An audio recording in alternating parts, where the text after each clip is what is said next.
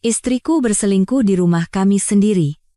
Selingkuhannya yang tak tahu malu itu senang berenang di kolam renang kami saat aku pergi bekerja. Karena itu, aku menyiapkan sebuah hadiah kecil untuknya saat ia melompat ke dalam air. Namaku Budi Santoso. Jika ada yang bertanya tentang kehidupan yang sempurna, aku akan bilang itu sama tidak realistisnya dengan uang palsu, dan 2 kali lebih palsu. Hanya 3 minggu yang lalu, aku menjalani kehidupan yang diimpikan oleh setiap pria di Indonesia. Bayangkan saja, seorang istri yang begitu cantik hingga mobil-mobil berhenti hanya untuk melihatnya berjalan ke kotak surat, sebuah rumah di kawasan elit Pondok Indah yang menjadi sumber iri para tetangga, dan sebuah kolam renang jernih yang seolah keluar dari majalah interior ternama. Untuk mendapatkan secuil surga duniawi ini, aku telah bekerja banting tulang di lokasi konstruksi selama 15 tahun terakhir. Aku merangkak naik dari posisi kuli bangunan biasa, hingga menjadi kepala proyek yang mengawasi proyek-proyek bernilai miliaran rupiah. Tapi kau tahu kan sifat sebuah mimpi? Terkadang kau terbangun darinya, dan terkadang kau disiram sember air es tepat di kepala. Hari yang mengubah segalanya adalah pada suatu Rabu sore. Hari itu adalah salah satu hari sempurna di bulan Oktober, saat sinar matahari menjalankan tugasnya dengan baik tanpa panas menyengat yang bisa memanggang orang seperti daging asap. Aku pulang lebih awal dari lokasi pembangunan gedung perkantoran mewah di kawasan SCBD, karena untuk pertama kalinya dalam karierku, proyek selesai lebih cepat dari jadwal. Aku berencana memberi kejutan untuk istriku, Dewi. Mungkin aku akan membeli beberapa potong steak, memanggangnya di panggangan, dan kami bisa berpura-pura masih peduli pada keberadaan satu sama lain. Kau tahu, hal-hal yang biasa dilakukan pasangan menikah. Aku tiba di jalan masuk rumah kami tepat pukul 15.11. Aku ingat waktunya karena aku memeriksa ponsel, berpikir bahwa Dewi, yang bekerja di sebuah agensi pemasaran, masih punya waktu 2 jam lagi sebelum pulang. Rumah itu tampak sempurna seperti lukisan, seperti biasanya. Lengkap dengan pot-pot bunga konyol yang sangat diinginkan istriku dan halaman rumput yang kurawat setiap akhir pekan seperti warga teladan. Namun, saat aku turun dari SUV-ku, aku merasakan ada sesuatu yang aneh. Pintu gerbang menuju halaman belakang sedikit terbuka. Aku adalah orang yang sangat memperhatikan detail. Mengelola pekerja konstruksi yang bisa merusak puzzle 2 keping jika dibiarkan akan membuatmu menjadi seperti itu. Pintu gerbang itu seharusnya selalu tertutup. Selalu. Dewi sangat paranoid kalau anak-anak tetangga menyelinap masuk. Sejujurnya, aku juga. Kami tidak menghabiskan ratusan juta untuk kolam renang agar menjadi fasilitas umum bagi lingkungan sekitar. Saat aku berjalan ke halaman belakang, aku melihatnya. Riak air, bukan riak lembut yang disebabkan oleh daun jatuh atau robot pembersih kolam. Ini nyata. Riak yang tercipta saat sesuatu yang besar dan berat sesuatu seperti manusia bergerak di dalam air. Jantungku serasa tenggelam secepat balok beton. Teras kolam renang menceritakan sebuah kisah yang tidak ingin kubaca. 2 handuk tergeletak di kursi rotan, seolah-olah mereka adalah pemilik tempat itu. Bukan handuk biru tua yang biasa kami gunakan, melainkan handuk dengan garis-garis warna-warni yang belum pernah kulihat sebelumnya. Di atas meja samping, ada sebotol anggur. Anggur impor dengan label berbahasa asing yang tampak mahal. Di sebelahnya, 2 gelas anggur dengan noda lipstik yang membuat darahku membeku. Mengenai istriku, Dewi Lestari, dia adalah makhluk yang hidup dari kebiasaan. Selama 8 tahun terakhir, dia hanya memakai satu jenis lipstik dengan nama dramatis seperti merah delima. Aku tahu persis, karena aku sudah tak terhitung membelikannya. Tapi lipstik ini berwarna merah muda koral. Warna yang biasa dipakai wanita yang mati-matian berusaha terlihat lebih muda dari usia sebenarnya. Aku berdiri di sana seperti orang bodoh, menatap gelas-gelas anggur itu, sementara otakku berusaha memproses apa yang kulihat. Bagian rasionalku, bagian yang menghitung beban dan menjadwalkan pengecoran beton, berteriak bahwa pasti ada penjelasan lain. Mungkin teman perempuan Dewi datang berkunjung. Mungkin adiknya. Meskipun adiknya tinggal beberapa jam dari Jakarta dan lebih suka minum bir langsung dari botol seperti sopir truk. Tapi instingku menceritakan kisah yang sama sekali berbeda. Aku mencelupkan jariku ke dalam air, masih hangat. Artinya, Siapapun yang berenang belum lama pergi. Seperti seorang detektif, aku mengitari kolam, mencari petunjuk yang sebenarnya tak ingin kutemukan. Di atas meja di seberang, tergeletak sebuah jam tangan Rolex pria. Bukan jam tangan murahan dari mall, melainkan jam tangan asli, yang harganya lebih mahal dari mobil kebanyakan orang. Saat itulah, kepingan-kepingan puzzle di kepalaku mulai tersusun seperti domino yang jatuh. Dewi telah berubah akhir-akhir ini. Tidak secara terang-terangan dia tidak sebodoh itu. Tapi berubah dengan cara yang hanya bisa disadari oleh suami yang telah menikah selama 12 tahun. Dia mulai lebih memperhatikan penampilannya saat pergi bekerja. Pakaian bisnisnya yang konservatif diganti dengan gaun-gaun yang menonjolkan lekuk tubuhnya, yang sudah lama tidak kulihat ia kenakan. Ponselnya seolah menempel di tangannya, dan dia punya kebiasaan baru yang menyebalkan, menerima telepon di ruangan lain, berbisik dengan suara rendah seolah sedang merencanakan pesta kejutan atau perampokan. Lembur menjadi kata favoritnya, meluncur dari lidahnya dengan lancar seolah sudah sering ia gunakan. Rapat anggaran, presentasi klien, rapat strategi. Selalu ada sesuatu yang menahannya pulang sampai larut malam, meskipun ia selalu tampak sempurna dan tidak terlihat lelah sedikitpun. Dan kolam renang, sialan. Kolam renang seharusnya menjadi petunjuk pertamaku. Selama berbulan-bulan, setiap kali aku pulang kerja, aku mendapati kolam itu bersih tanpa celah. Kadar kimianya seimbang sempurna, tingkat pH-nya tepat. Aku mengira Dewi akhirnya serius merawatnya, atau mungkin dia menyewa jasa perawatan tanpa sepengetahuanku. Tapi Dewi benci kolam renang. Selalu begitu. Dia mengeluh itu terlalu banyak pekerjaan, terlalu mahal perawatannya, dan terlalu dingin bahkan di musim panas. Dia tidak pernah berenang secara sukarela di halaman belakang kami sendiri selama 3 tahun terakhir. Namun entah bagaimana, secara ajaib, kolam itu selalu dalam kondisi sempurna setiap hari. Aku terduduk di salah satu kursi santai yang mencolok itu, menyadari dengan rasa cemas yang semakin besar bahwa kursi itu bukan milik kami. Aku menatap bukti pengkhianatan istriku yang mengapung di atas air, seperti lokasi kejahatan yang aneh. Riak air telah mereda, tetapi lukanya sudah terukir. Kehidupan sempurnaku secara resmi telah menjadi kebohongan yang sempurna, dan aku adalah orang bodoh terakhir yang menyadarinya. Yang terburuk adalah, aku seolah bisa mendengar alasan yang akan Dewi berikan saat dia pulang nanti. Cerita tentang seorang rekan kerja yang mampir sebentar, atau pertemuan klien mendadak yang dipindahkan ke rumah kami. Dia akan menatap mataku dengan mata hijaunya yang membuatku jatuh cinta 15 tahun lalu dan berbohong melalui giginya yang rapi. Tapi aku sudah melihat riak airnya. Aku sudah melihat handuk, anggur, dan lipstik yang bukan miliknya. Dan yang terpenting, aku sudah melihat Rolex itu, tergeletak di sana, mahal dan terlupakan, seperti janji pernikahan yang kami ucapkan di depan 200 saksi-saksi yang mungkin sudah menduga ini akan terjadi jauh sebelum aku. Kolam renangku. Kolam renang yang kuimpikan saat aku menjalani 12 jam kerja dan lembur akhir pekan. Kolam renang yang kutabung, kurencanakan, dan kubangun dengan keringatku sendiri, telah menjadi panggung perselingkuhan sore hari istriku, dengan entah siapa pria yang mampu meninggalkan jam tangan puluhan juta rupiah begitu saja seolah itu uang receh. Rasa dikhianati menghantamku seperti palu godam di dada. Tapi di balik rasa sakit itu, ada sesuatu yang lain. Sesuatu yang lebih dingin, lebih berbahaya. Saat aku duduk di sana, memandangi matahari yang menyinari permukaan air yang tak akan pernah lagi sama bagiku, aku menyadari bahwa Dewi telah membuat satu kesalahan fatal. Dia menjadi ceroboh. Dan jika ada satu hal yang kupelajari selama 15 tahun di lokasi konstruksi, itu adalah ketika orang menjadi ceroboh, pada akhirnya segalanya akan runtuh. Pertanyaannya adalah, apakah aku akan terkubur di bawah reruntuhan, atau aku yang akan mengayunkan bola penghancur? Kau tahu apa yang lucu tentang menjadi orang bodoh? Kau baru akan melihat kembali semua tanda bahaya yang kau lewatkan saat kau sudah terperosok begitu dalam di jurang kebodohan. Dan percayalah, aku telah melewatkan lebih banyak tanda bahaya daripada polisi lalu lintas di hari pertamanya. Dalam minggu-minggu setelah penemuan di kolam renang itu, aku mulai memperhatikan sekelilingku seolah hidupku bergantung padanya mengingat kondisi pernikahanku. Memang begitu.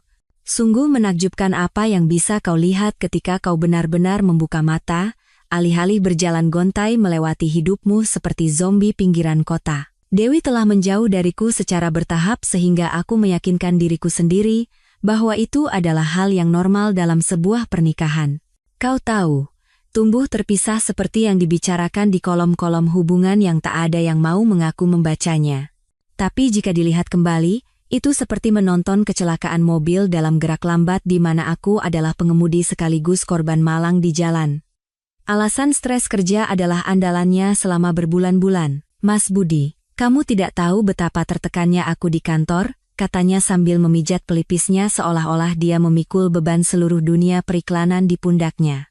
Pak Gunawan terus-menerus menekan aku soal klien Peterson itu, belum lagi revisi anggaran. Mengenai pekerjaan Dewi di Hartwell Marketing, tempat itu sama menegangkannya dengan tidur siang di hari Minggu. Dia menjual ruang iklan untuk bisnis lokal, bukan menjual senjata nuklir ke pemerintah asing. Krisis terbesarnya biasanya adalah memutuskan apakah akan menempatkan iklan toko pizza di sebelah iklan laundry di selebaran mingguan. Tapi tiba-tiba, dia mulai bertingkah seolah-olah dia menjalankan kampanye untuk perusahaan Fortune 500, membawa dokumen rahasia di dalam tas tangannya. Dan ya Tuhan, gaya berpakaiannya.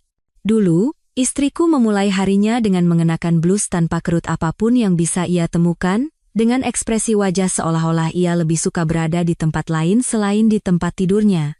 Konservatif, profesional, dan membosankan seperti menonton cat mengering. Itulah seragam kerja Dewi selama 12 tahun. Tapi sekitar bulan Agustus, sepertinya dia menemukan bahwa pakaian bisa benar-benar pas di tubuh, bukan hanya menutupi seperti tenda. Roknya menjadi lebih pendek, blusnya lebih ketat, dan sepatunya haknya lebih tinggi. Dia mulai menghabiskan 1 jam ekstra di depan cermin kamar mandi setiap pagi, merias wajah dengan cara yang tidak pernah kukira mungkin. Aku berbicara tentang contouring, highlighting, dan entah apa lagi yang hanya Tuhan yang tahu, mengubah wajahnya menjadi proyek seni yang mungkin membutuhkan gelar untuk memahaminya. Koleksi musim gugur, katanya ketika aku berkomentar, sambil tersenyum dengan senyuman yang dulu membuat jantungku berdebar tapi sekarang membuat perutku mual. Jenny dari bagian akuntansi merekomendasikan channel YouTube ini. Kamu juga harus memperbarui gaya berpakaianmu, sayang. Sayang. Dia mulai memanggilku sayang lagi setelah bertahun-tahun hanya memanggilku Mas Budi atau tidak sama sekali. Seharusnya itu pertanda baik, kan? Ternyata itu seperti madu yang dituangkan di atas racun untuk membuatnya lebih mudah ditelan. Situasi ponselnya seharusnya benar-benar membuatku sadar, jika saja aku tidak berjalan-jalan seperti burung unta yang menyangkal kenyataan. Dewi selalu menjadi salah satu dari orang-orang yang setengah lupa akan keberadaan ponselnya. Dia akan meninggalkannya terpasang di pengisi daya di kamar tidur dan melewatkan panggilan selama berjam-jam, pada dasarnya memperlakukannya seperti pemberat kertas yang mahal. Tapi tiba-tiba, ponsel itu menempel di tangannya seperti tumor teknologi. Dia mengirim pesan saat makan malam, dan benar-benar memeriksanya, sesuatu yang tak terpikirkan 6 bulan lalu.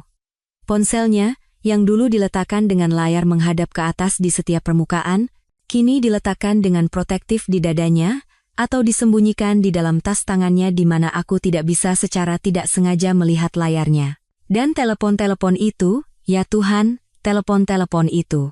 Telepon-telepon itu biasanya datang sekitar jam 9 malam, tepat setelah kami duduk untuk menonton acara TV yang sebenarnya tidak kami pedulikan. Dewi akan melirik ponselnya, mengerutkan kening, seolah baru saja menerima komunikasi mendesak dari Departemen Pertahanan, dan berkata, "Aku terima ini di dapur." Lalu aku akan mendengar suaranya dari seberang dinding, suara yang lembut dan merdu yang sudah bertahun-tahun tidak ia gunakan untukku. "Aku tidak bisa lama-lama," bisiknya, sementara aku berpura-pura peduli pada acara realitas yang berkedip-kedip di layar, berusaha mendengar lebih banyak. "Tidak, dia ada di sini." "Iya, aku tahu." "Besok?" Jam yang sama. Setiap kali aku bertanya siapa yang menelepon selarut itu, dia akan melambaikan tangannya dengan santai yang terlatih. "Oh, cuma ibu." "Kau tahu kan bagaimana dia kalau tidak bisa tidur?" Atau, "Adikku lagi-lagi ada masalah dengan suaminya," atau, Soal pekerjaan. Kamu tidak akan tertarik, tentu saja. Seolah-olah Ibu Dewi, yang tidur tepat jam 8 malam setiap hari seperti tentara, tiba-tiba menderita insomnia. Dan seolah-olah adiknya, yang lebih memilih makan pecahan kaca daripada membahas masalah pernikahannya dengan siapapun, tiba-tiba menjadi pakar hubungan yang mencari nasihat dari kakaknya. Tapi yang benar-benar menjadi pukulan telak, yang seharusnya membuatku menelepon pengacara perceraian alih-alih terus menyangkal, adalah apa yang mulai kuperhatikan tentang kolam renang kami. Setiap hari ketika aku pulang kerja, biasanya sekitar jam 6 sore, terkadang lebih awal jika konstruksi selesai cepat, kolam itu benar-benar sempurna. Bukan hanya bersih, tapi sempurna seperti sampul majalah. Kadar kimianya seimbang seperti dilakukan oleh seseorang dengan gelar doktor dalam pemeliharaan kolam, keranjang skimmer kosong, perabotan dek tertata rapi. Aku tidak bodoh. Aku tahu pemeliharaan kolam. Aku telah merawat fasilitas akuatik itu selama 5 tahun, dan itu adalah pekerjaan. Pekerjaan nyata. Kau harus menguji kadar klorin, menyesuaikan pH, membersihkan skimmer, menyedot debu di dasar, dan menyikat dinding. Ini adalah pekerjaan besar yang memakan waktu setidaknya 2 jam jika dilakukan dengan benar. Dewi benci kolam renang. Sudah kukatakan itu? Perlu diulangi. Dia mengeluh tentang kolam itu sejak hari pertama kami memasangnya. Terlalu banyak pekerjaan, terlalu mahal, memakan waktu terlalu banyak, semuanya terlalu. Dia tidak pernah berenang secara sukarela di halaman belakang kami sendiri sejak Obama masih menjadi presiden. Dia memperlakukan pemeliharaan kolam seperti pembuangan limbah beracun, lengkap dengan desahan dramatis. Namun entah bagaimana, secara ajaib, selama berbulan-bulan, kolam itu sempurna setiap hari. Apa kau menyewa jasa perawatan kolam? Tanyaku suatu malam, benar-benar penasaran bagaimana kolam kami bisa mencapai kesempurnaan yang mustahil itu. Dewi nyaris tidak mengangkat kepalanya dari ponselnya. Apa? Oh, tidak. Aku hanya lebih memperhatikannya saja. Kamu kan selalu sibuk dengan pekerjaan. Kupikir aku harus lebih banyak membantu. Membantu lebih banyak. Tentu, wanita yang lebih memilih memasukkan tangannya ke dalam blender daripada menyentuh bahan kimia kolam tiba-tiba mengembangkan gairah untuk pemeliharaan akuatik. Kebohongan menumpuk seperti badai salju, dan aku adalah si bodoh yang berdiri di tengah-tengahnya, berpura-pura itu hanya gerimis ringan. Lalu ada sesi lembur yang menjadi sangat teratur seperti jarum jam. Setiap Selasa dan Kamis, dan terkadang Rabu juga, Dewi akan mengirim pesan sekitar jam 4 sore dengan pesan dasar yang sama, rapat anggaran molor. Jangan tunggu aku untuk makan malam, atau harus merevisi presentasi klien. Mungkin baru selesai jam 8, atau favorit pribadiku. Rapat strategi dengan tim. Kau tahu kan bagaimana ini? Kecuali aku tidak tahu. Dewi tidak pernah menyebutkan rapat strategi dalam 12 tahun pernikahan kami. Pekerjaannya sama strategisnya dengan memilih antara kola biasa atau diet kola untuk ruang istirahat kantor. Dan ketika dia akhirnya pulang, dia tampak seperti baru saja menghabiskan hari di spa, bukan kelelahan karena lembur di agensi pemasaran kelas 3. Rambutnya sempurna, riasannya segar, dan pakaiannya tidak kusut seolah-olah baru saja dipakai, bukan dikenakan selama 12 jam. Bagaimana rapatnya? Tanyaku. Rupanya aku tipe orang yang suka menyiksa diri sendiri. Oh, kau tahu, katanya sambil langsung menuju kamar mandi, seolah ingin membersihkan bukti, omong kosong perusahaan yang sama. Pak Gunawan tetap Pak Gunawan, klien Peterson itu sulit, bla, bla, bla. Begitulah cara istriku merangkum krisis karier yang katanya melanda hidupnya, krisis yang membuatnya tidak pulang sampai larut malam 4 kali seminggu. Tapi ini yang benar-benar membunuhku, cara dia tidak lagi menatapku. Bukan hanya pandangan sekilas atau anggukan sambil lalu. Maksudku benar-benar menatap. Selama bertahun-tahun, Dewi akan menatap mataku dari seberang ruangan dan tersenyum, atau melirikku saat makan malam, atau mempelajari wajahku saat kami menonton TV seolah-olah dia sedang menghafalnya untuk ujian. Itu benar-benar berhenti. Sekarang, ketika aku masuk ke sebuah ruangan, matanya akan melewatiku seolah-olah aku adalah perabot. Perabot yang mahal dan akrab, tetapi sudah membosankan untuk dilihat. Ketika kami berbicara, dia akan fokus pada ponselnya, atau TV, atau pola menarik di wallpaper dapur kami di mana saja kecuali wajahku. Sungguh menakjubkan betapa tidak terlihatnya dirimu di rumahmu sendiri ketika orang yang seharusnya paling mencintaimu mulai memperlakukanmu seperti kebisingan latar belakang. Malam ketika semuanya menjadi jelas adalah pada hari Kamis di akhir Oktober. Dewi pulang jam 9.30 malam, mengklaim ada rapat strategi darurat lainnya, tampak seperti baru saja keluar dari halaman majalah mode. Dia melewati dapur, mencium keningku seolah aku adalah paman tuanya, dan mengumumkan bahwa dia perlu mandi untuk menghilangkan lelah hari itu. Aku mengikutinya ke atas dan melihatnya menanggalkan pakaiannya, yang berbau parfum yang tidak kukenali, sambil menyenandungkan lagu yang tidak ia senandungkan saat meninggalkan rumah pagi itu. Rapatnya bagus? Tanyaku. Katanya, nyaris tidak mendengarkan. Produktif. Saat itulah aku tahu, dengan kepastian mutlak, bahwa istriku berselingkuh, dan aku adalah orang malang terakhir di dunia yang menyadarinya, tanda-tandanya tidak halus. Mereka telah berteriak padaku seperti detektor asap dengan baterai yang sekarat. Dan aku terlalu nyaman, terlalu percaya, terlalu naif untuk memperhatikan. Nah, sekarang aku memperhatikan. Dan seseorang akan segera membayarnya. Ada perbedaan besar antara mencurigai istrimu selingkuh dan kenyataan yang dingin, keras, dan menendang gigi. Ini adalah perbedaan antara berpikir kau mungkin menderita kanker dan benar-benar mendapatkan hasil lab dengan kata ganas tercetak tebal di atasnya.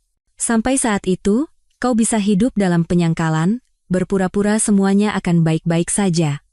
Ya, hasil labku positif, dan diagnosisnya adalah yang terburuk. Aku bergulat dengan apa yang harus kulakukan dengan kepastian yang semakin besar bahwa Dewi berselingkuh dengan orang lain.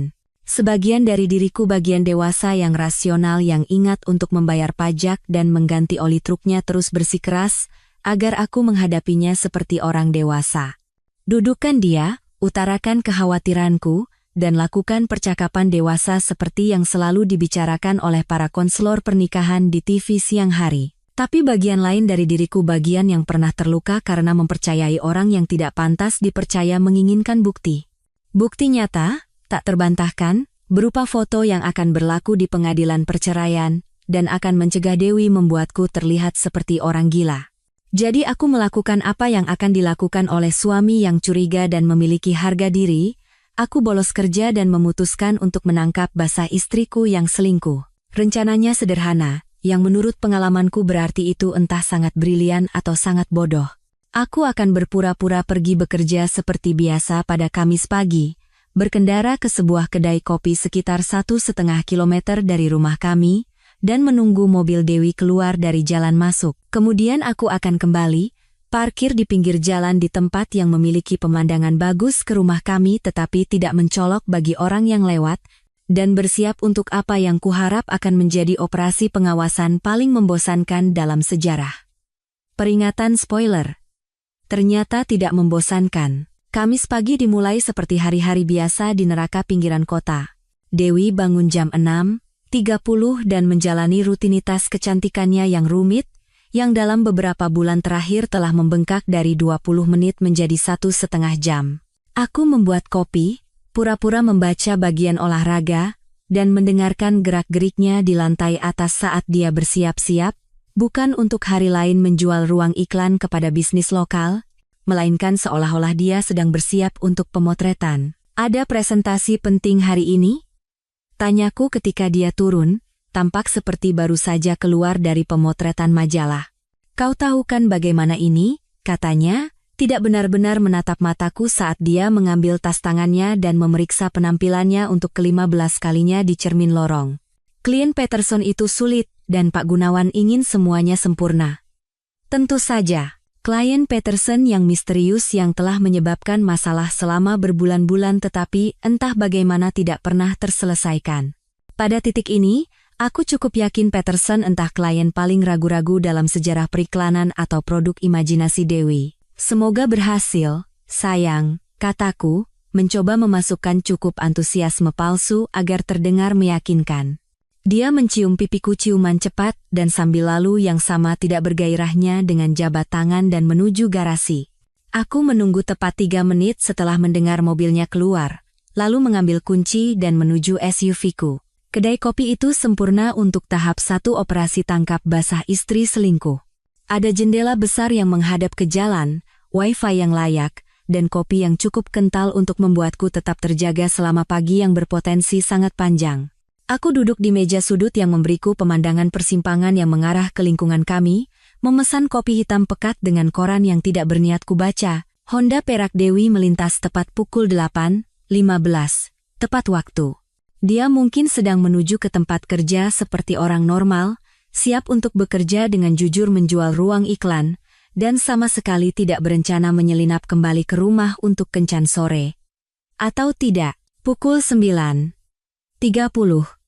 Honda Perak yang sama melintas lagi di persimpangan, perlahan, seperti seseorang yang memeriksa apakah situasinya aman.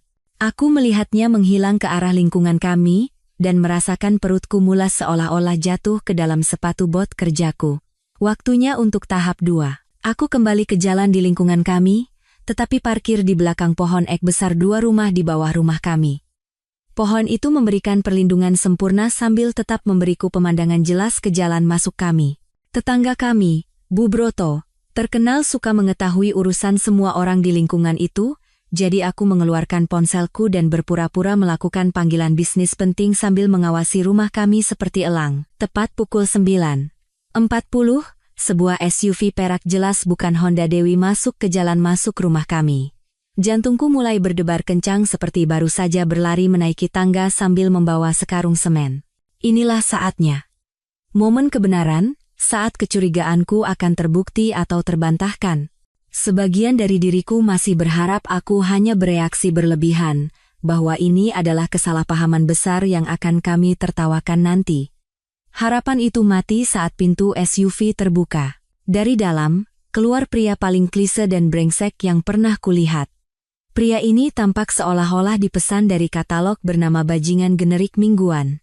Usianya mungkin awal 30-an, dengan tubuh yang dibuat sempurna yang menunjukkan bahwa ia menghabiskan lebih banyak waktu di gym daripada kebanyakan orang di tempat kerja. Kemejanya sangat ketat sehingga tampak seperti dicat, memamerkan otot-otot yang jelas-jelas dibentuk untuk terlihat bagus di foto selfie cermin kamar mandi, bukan untuk pekerjaan fisik yang sebenarnya. Tapi ini yang benar-benar membuatku marah. Dia berjalan ke pintu depan kami seolah-olah dia memiliki tempat itu. Tidak ada keraguan, tidak ada pandangan cemas ke sekeliling, tidak ada rasa bersalah, atau malu atas apa yang akan dia lakukan. Dia menekan kode keamanan kami, kode yang kupilih karena itu adalah hari ulang tahun Dewi seolah-olah dia telah melakukannya ratusan kali. Pintu depan terbuka bahkan sebelum dia selesai menekan angka-angkanya. Dewi muncul, dan aku menyaksikan istriku selama 12 tahun merentangkan tangannya untuk si pecandu gym itu seolah-olah dia adalah seorang prajurit yang pulang dari perang. Mereka berciuman, tepat di depan pintu rumah kami bukan ciuman ringan, tetapi ciuman ala bintang film yang saling memegang wajah, pinggiran pandanganku memerah, dan kemudian mereka menghilang ke dalam rumahku. Selama sekitar 10 menit, aku hanya duduk di trukku, merasa seolah-olah baru saja dipukul di perut oleh petinju kelas berat profesional. Ini benar-benar terjadi. Istriku benar-benar berselingkuh di rumah kami mungkin di tempat tidur kami dengan seorang berandal berotot yang tampak seperti membeli kepribadiannya di tempat yang sama dengan tempat dia membeli bubuk proteinnya. Tapi pertunjukan sebenarnya baru saja akan dimulai. Pukul 9.92, mereka keluar melalui pintu belakang ke teras kami. Dewi mengenakan bikini yang belum pernah kulihat sebelumnya merah, kecil, dan tampak mahal, jenis bikini yang dikenakan oleh wanita yang ingin diperhatikan, bukan oleh istri yang mengaku stres karena rapat anggaran dan presentasi klien. Dan tuan sempurna, dia hanya mengenakan celana renang yang harganya mungkin lebih mahal dari upahku sehari, memamerkan perut six-pack-nya yang seolah dipahat oleh Michelangelo. Dia membawa sebotol anggur impor mahal yang sama seperti yang kulihat di samping kolam beberapa minggu lalu, dan bertingkah seolah-olah dia membintangi video musiknya sendiri. Tapi bagian yang membuat tekanan darahku naik ke tingkat berbahaya adalah ini, Dia melompat ke kolam renangku seolah-olah dia memilikinya. Kolam renangku. Kolam renang yang kutabung, kurencanakan, dan kubangun dengan keringatku sendiri. Kolam renang yang telah menghabiskan banyak akhir pekan untuk kurawat, banyak uang untuk kuperbaiki, dan banyak dinikmati dalam beberapa saat tenangku antara bekerja dan tidur. Pria tampan yang diperkuat steroid ini berenang di airku seolah-olah itu adalah fasilitas latihan olimpiade pribadinya. Dewi mengikutinya, dan aku melihat mereka berdua bermain air seperti remaja di perkemahan musim panas. Mereka tertawa, saling menyiram, dan mendekat untuk berciuman di bawah air. Pemandangan itu cukup untuk membuatku ingin muntah di halaman rumput Bu Broto yang terawat sempurna. Yang terburuk adalah mereka tampak bahagia. Bukan hanya puas atau bernafsu, tapi benar-benar, sungguh-sungguh bahagia dengan cara yang belum pernah kulihat antara Dewi dan aku selama bertahun-tahun. Dia tampak bersemangat, ceria, dan entah bagaimana lebih muda, seolah-olah pria ini telah menemukan remote kontrol kepribadiannya dan menaikkan kecerahannya ke tingkat maksimal. Aku duduk di sana selama 1 jam lagi, menyaksikan mereka mengubah halaman belakangku menjadi surga pribadi mereka. Mereka meminum anggurku, menggunakan handukku, berbaring di kursiku, dan memperlakukan propertiku seperti resor pribadi mereka. Pada satu titik, si berotot keluar untuk menerima telepon, dan aku bisa melihat wajahnya dengan jelas. Rian Wijaya. Aku ingat dia sekarang. Seorang pelatih kebugaran dari acara tahunan perusahaan Dewi tahun lalu. Dia menghabiskan seluruh malam memamerkan ototnya dalam percakapan dan menggoda semua yang mengenakan rok, termasuk istriku. Aku menganggapnya tidak berbahaya, hanya seorang pecandu gym lain dengan otot besar dan otak kosong. Jelas. Aku salah tentang bagian tidak berbahayanya. Ketika mereka akhirnya kembali ke dalam, aku menyalakan trukku dalam keadaan linglung dan berkendara ke lokasi proyek. Aku menghabiskan sisa hari itu dengan meneriaki para pekerja dan mencoba berpura-pura duniaku tidak baru saja meledak seperti ledakan pembongkaran yang salah. Malam itu, Dewi pulang tepat pukul 6 sore, tampak sangat normal dan sama sekali tidak bersalah. Dia mencium keningku, bertanya tentang hariku, dan mulai membuat makan malam seolah-olah dia sedang audisi untuk peran istri teladan tahun ini, bukan pelakor abad ini. "Bagaimana pekerjaanmu?" tanyanya sambil mengaduk sesuatu di atas kompor. "Baik-baik saja," kataku, mengawasinya memainkan sandiwara rumah tangga ini. "Apa rapatmu produktif?" "Oh, kau tahu," katanya dengan lambaian tangan acuh tak acuh, drama klien Peterson yang sama. Tidak ada yang menarik. Kecuali sore hari bermain rumah-rumahan dengan seorang pelatih pribadi di halaman belakang kami saat aku seharusnya berada di tempat kerja dengan aman. Tapi, aku lebih bijak sekarang. Aku telah melihat musuhku, dan dia memiliki perut baja dan otak ikan mas. Yang lebih penting, aku telah melihat cukup banyak untuk mengetahui bahwa ini bukan sekadar perselingkuhan biasa. Ini adalah pengkhianatan total terhadap semua yang telah kami bangun bersama, dilakukan di rumahku, dengan barang-barangku, sementara aku bekerja keras untuk membayar semuanya. Rian Wijaya mengira dia sedang menjalani mimpinya, berenang di kolam renangku dan tidur dengan istriku sementara aku menghasilkan uang untuk memungkinkan semua itu. Dia tidak tahu bahwa mimpinya akan segera berubah menjadi mimpi buruk. Ada satu hal yang kupelajari dari 15 tahun di bidang konstruksi, jika kau ingin menghancurkan sesuatu dengan benar, kau harus tahu persis di mana harus meletakkan bahan peledaknya. Terburu-buru, lewati perencanaan, dan kau akan terkubur di bawah reruntuhan yang dulunya adalah hidupmu. Tapi jika kau meluangkan waktumu, mempelajari strukturnya, dan menemukan titik lemahnya, kau bisa meruntuhkan seluruh bangunan tepat di tempat dan waktu yang kau inginkan. Pernikahanku akan segera dibongkar, tapi aku tidak akan masuk dengan palu godam dan doa. Aku akan melakukan ini seperti operasi bedah. Sehari setelah menyaksikan Rian Wijaya memperlakukan kolam renangku seperti taman air pribadinya, aku mengambil cuti sakit untuk pertama kalinya dalam 3 tahun. Mandorku, Dani, mengira aku sedang sekarat karena penyakit langka, mengingat aku pernah tetap bekerja meskipun mengalami patah tulang rusuk hingga keracunan makanan. Tapi ini berbeda.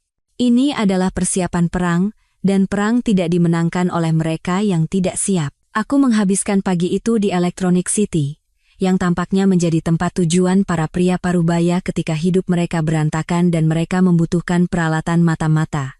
Anak muda yang bekerja di bagian kamera keamanan tampak terlalu muda untuk bisa mengemudi, tetapi dia tahu lebih banyak tentang peralatan pengawasan daripada agen FBI yang pernah kulihat di TV. Mencari kamera keamanan rumah? Tanyanya.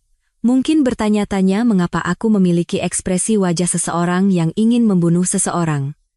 Semacam itu, kataku, aku butuh sesuatu yang kecil, nirkabel, dan bisa merekam semuanya tanpa ada yang tahu. Matanya berbinar seperti pagi Natal. Oh Pak, kami baru saja mendapat produk baru yang canggih, lihat ini. Si kecil ini hanya seukuran flash drive USB, tetapi mereka bisa merekam video 4K dengan audio hingga 12 jam dengan sekali pengisian daya. Sempurna. Aku membeli 6 buah, bersama dengan penguat sinyal Wi-Fi untuk memastikan sinyalnya mencapai setiap sudut propertiku dan hard drive eksternal 2 TB untuk menyimpan bukti yang akan kukumpulkan. Totalnya sedikit di atas 10 juta rupiah, lebih banyak dari yang pernah kuhabiskan untuk sesuatu yang menyenangkan dalam beberapa bulan. Tapi sekali lagi, ini bukan tentang kesenangan. Ini tentang keadilan. Kembali ke rumah, aku menghabiskan sore itu dengan menempatkan mainan baruku secara strategis di sekitar rumah seperti kelinci Paskah yang gila. Satu di ruang tamu, tersembunyi di balik bingkai foto yang bisa menangkap pintu depan dan tangga. Satu lagi di dapur, diselipkan di belakang mesin kopi dengan pemandangan sempurna ke pintu belakang. Di kamar tidur utama, aku memasang satu di dalam jam digital yang tampak biasa di meja samping tempat tidur Dewi. Tapi mahakarya sesungguhnya ada di luar. Aku memasang 2 kamera dengan pemandangan sempurna ke area kolam renang, satu disamarkan sebagai kepala penyiram air, yang lain diselipkan di dalam sistem speaker luar ruangan yang kupasang tahun lalu.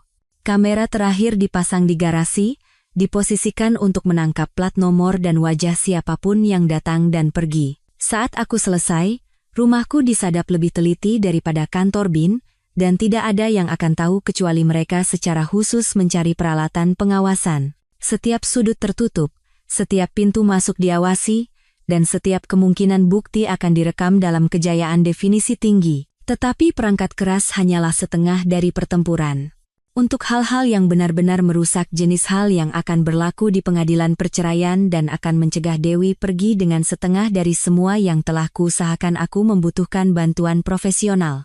Agus Setiawan berutang padaku, dan sekarang saatnya untuk menagihnya. Aku dan Agus sudah berteman sejak kuliah. Saat aku mempelajari seluk-beluk rekayasa struktural, dia mengambil jurusan hukum pidana. Setelah lulus, dia bekerja sebentar di kepolisian sebelum beralih menjadi detektif swasta, berspesialisasi dalam kasus perselingkuhan dan investigasi perusahaan. Dia hebat dalam pekerjaannya, sangat berhati-hati, dan yang terpenting, dia mengerti bahwa terkadang hukum dan keadilan tidak persis sama. Aku meneleponnya malam itu, setelah Dewi mengklaim harus bekerja lembur lagi. Budi Santoso, kau brengsek, katanya saat menjawab telepon. Sialan, sudah berapa lama? 2 tahun? Jangan bilang kau menelepon untuk uang jaminan. Lebih buruk lagi, kataku. Aku butuh detektif swasta. Seseorang yang tidak akan terlalu banyak bertanya tentang metodenya, hening sejenak. Istrimu selingkuh, ya? Bingo. Sialan, kawan. Turut berduka. Mau bertemu dan membicarakannya? Kami bertemu di sebuah bar sederhana di Blok M, jenis tempat di mana tidak ada yang peduli dengan masalah pribadimu selama kau terus membeli minuman dan tidak memulai perkelahian. Agus tampak persis sama seperti di kampus, tinggi, kurus, dengan mata yang sepertinya tidak pernah melewatkan apapun. Dia selalu pandai membaca orang, yang membuatnya sangat sulit dilawan saat bermain poker dan sempurna untuk menangkap orang selingkuh. Selama beberapa gelas bir, aku menceritakan semuanya, mulai dari riak air di kolam hingga Rian Wijaya yang misterius dan sesi renangnya 2 kali seminggu. Agus mendengarkan tanpa menyela, sesekali mengangguk atau membuat catatan di buku catatan kecil yang ia keluarkan dari saku jaketnya. Jadi kau tahu namanya dan kau sudah melihat mereka bersama, katanya ketika aku selesai. Itu awal yang baik, tapi tidak cukup untuk apa yang akan kau butuhkan di pengadilan. Hakim sekarang ingin semuanya dokumen, foto, video, catatan keuangan, catatan komunikasi. Itulah mengapa aku membutuhkanmu. Tentu saja. Dia menghabiskan birnya dan memesan satu lagi. Ini yang kupikirkan. Kau sudah menyadap rumah itu pintar. Tapi kita butuh lebih dari sekadar rekaman mereka bermain-main di kolam renangmu. Kita perlu membangun pola, mendokumentasikan perselingkuhan dari waktu ke waktu, dan yang terpenting, mengikuti jejak uangnya. Jejak uang? Pikirkanlah, Budi. Pria ini tidak hanya menggunakan kolam renangmu untuk berolahraga. Aku berani bertaruh istrimu membelanjakan aset perkawinan kalian untuknya. Makan malam, hadiah, mungkin bahkan perjalanan. Hotel itu mahal, restoran mewah juga. Dan jika dia mencoba membuat pelatih pribadi ini terkesan, dia mungkin melakukannya dengan uangmu. Itu seperti pukulan di perut. Aku begitu fokus pada pengkhianatan emosional sehingga aku bahkan tidak memikirkan sudut pandang finansial. Tapi Agus benar. Dewi memiliki akses ke rekening bersama kami, kartu kredit kami, tabungan kami. Sejauh yang ku tahu, aku mungkin telah mendanai penghinaanku sendiri selama berbulan-bulan. Kita perlu masuk ke ponselnya, lanjut Agus. Pesan teks, log panggilan, galeri foto. Semua hal baik yang akan membuktikan ini bukan insiden satu kali. Kita butuh catatan bank, laporan kartu kredit, apapun yang menunjukkan pola pengeluaran untuk hubungan ini. Bagaimana kita melakukan itu tanpa melanggar sekitar 15 undang-undang?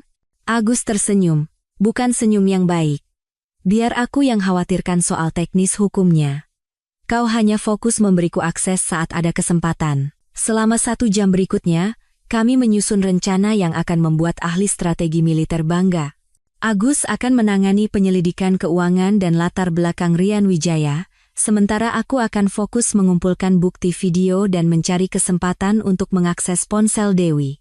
Kami akan bertemu setiap minggu untuk membandingkan catatan dan menyesuaikan strategi kami berdasarkan apa yang kami temukan. Satu hal lagi, kata Agus saat kami bersiap-siap pergi, bersiaplah untuk apa yang mungkin kita temukan. Terkadang buktinya lebih buruk daripada kecurigaan, dan terkadang kau akan terkejut betapa rendahnya orang bisa bertindak. Lebih buruk bagaimana? Maksudmu mungkin ada pria lain? Bisa jadi. Atau uang yang tidak kau ketahui. Atau ini mungkin sudah berlangsung jauh lebih lama dari yang kau kira. Dia meletakkan tangannya di bahuku. Aku pernah melihat kasus di mana pernikahan yang tampak sempurna ternyata palsu sejak awal. Bersiaplah untuk apapun, oke? Malam itu, aku berbaring di sebelah Dewi, mendengarkan napasnya dan bertanya-tanya berapa banyak kebohongan yang akan terungkap dalam beberapa minggu mendatang. Dia tidur nyenyak, mungkin memimpikan pacar berototnya dari pesta kolam renang sore itu, sama sekali tidak menyadari bahwa suaminya sedang bersiap untuk menjadi mimpi terburuknya. Kamera-kamera sedang merekam. Investigasi sedang berlangsung. Dan di suatu tempat di dunia digital, bukti yang akan menghancurkan pernikahanku sedang menumpuk, piksel demi piksel. Dewi telah mempermainkan hidupku selama berbulan-bulan, berpikir dia lebih pintar dari pekerja konstruksi rendahan yang terlalu sibuk bekerja untuk menyadari apa yang terjadi di halaman belakangnya sendiri. Dia menjadi nyaman, ceroboh, dan terlalu percaya diri dengan kemampuannya untuk mengelola 2 hubungan tanpa ketahuan. Tapi dia telah membuat satu kesalahan fatal. Dia meremehkanku. Aku mungkin tidak memiliki gelar hukum atau kantor mewah di pusat kota, tetapi aku tahu cara merencanakan proyek dari awal hingga akhir. Aku tahu cara mengelola timeline, mengoordinasikan sumber daya, dan melaksanakan tugas-tugas kompleks di bawah tekanan. Dan yang terpenting, aku tahu cara menghancurkan sesuatu sepenuhnya, hingga tidak ada yang tersisa selain ruang kosong dan penyesalan. Tahap 1 selesai. Jaring pengawasan sudah terpasang. Agus menangani kasus ini.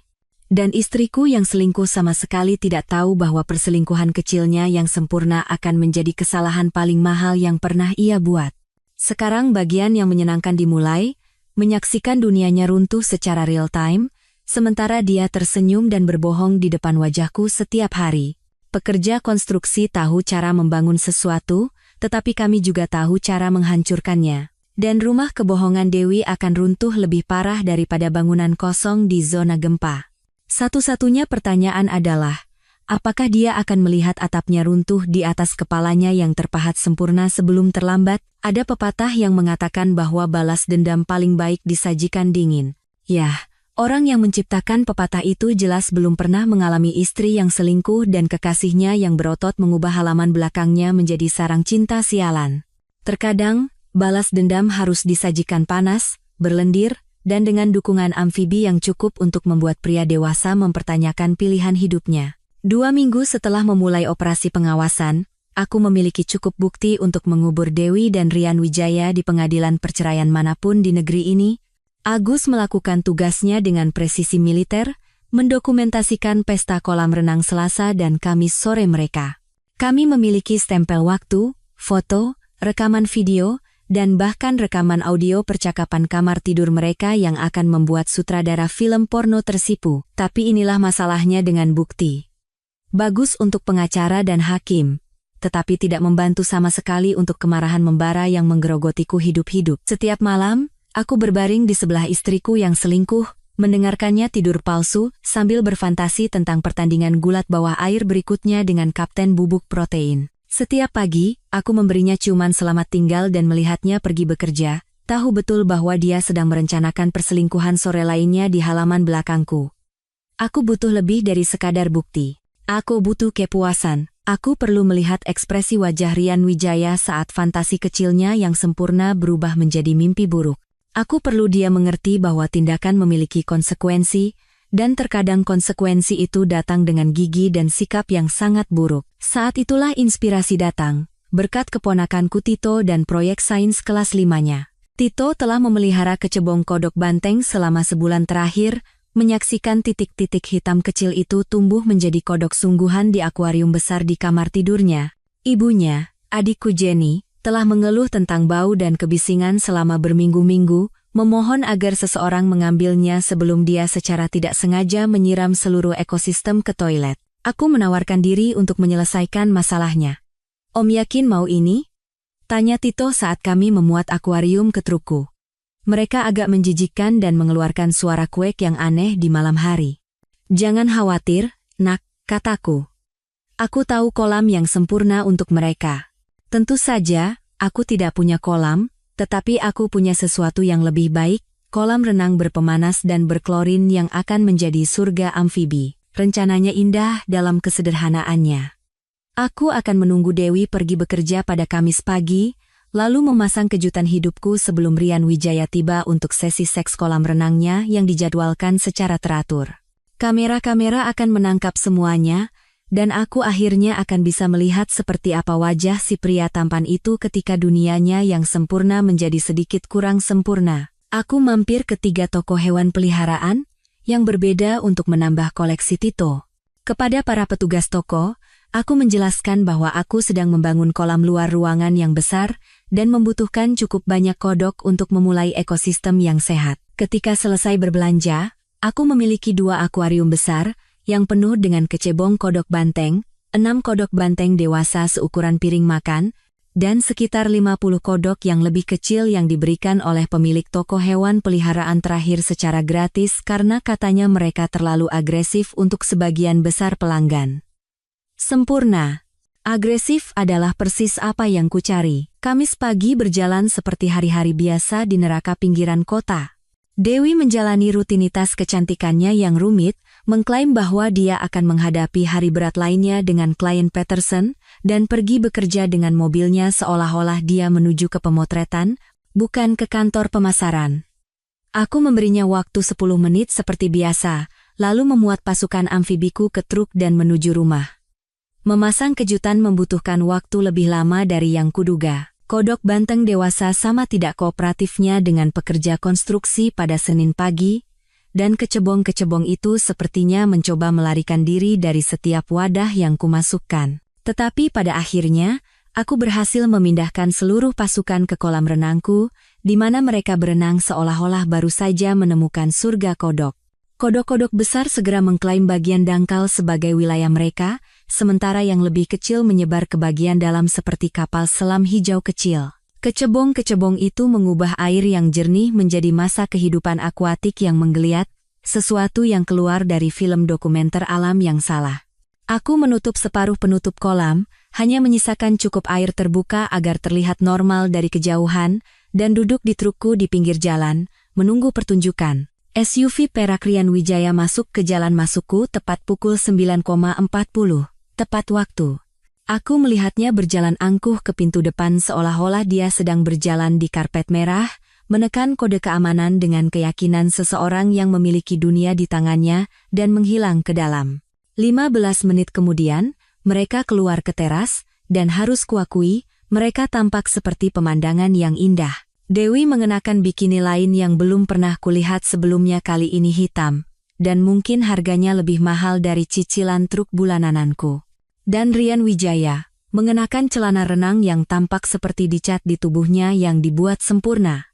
Dia membawa botol anggur mahal seperti biasa, dan memberi isyarat dramatis saat berbicara, mungkin menceritakan kepada Dewi tentang penaklukan terbarunya di gym atau membual tentang rencananya untuk menjadi influencer kebugaran. Apapun yang dia katakan, Dewi tertawa dengan tawa merdu yang dulu ia simpan untukku, pada masa ketika aku cukup bodoh untuk berpikir aku adalah satu-satunya pria dalam hidupnya. Mereka mendirikan surga kencan kolam renang mereka yang biasa, meletakkan handuk di kursi, mengatur gelas anggur dengan tepat. Rian Wijaya sedang pamer di depan Dewi, memamerkan ototnya dan berpose seperti burung merak di musim kawin, sama sekali tidak menyadari bahwa penampilan pribadinya akan segera memiliki penonton yang sangat tidak terduga. Akhirnya, saat yang kutunggu-tunggu tiba.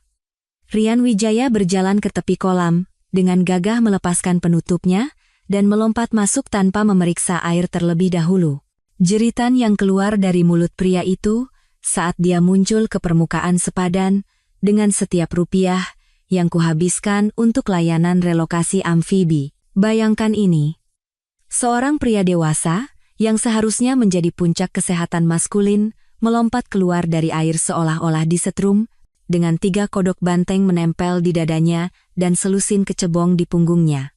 Ekspresi wajahnya adalah teror murni, seolah-olah dia baru saja menemukan bahwa kolam renangku sebenarnya adalah portal ke dimensi neraka yang dipenuhi kodok. Dia mencoba berenang ke tangga, tetapi setiap kayuhan lengannya hanya membawanya berhadapan dengan lebih banyak kodok, dan setiap pertemuan baru mendorongnya ke dalam histeria baru. Kodok-kodok banteng besar sepertinya mengira dia sedang bermain game, mengikuti di sekitar kolam dengan seruan penyemangat saat dia meronta-ronta seperti orang yang hampir tenggelam.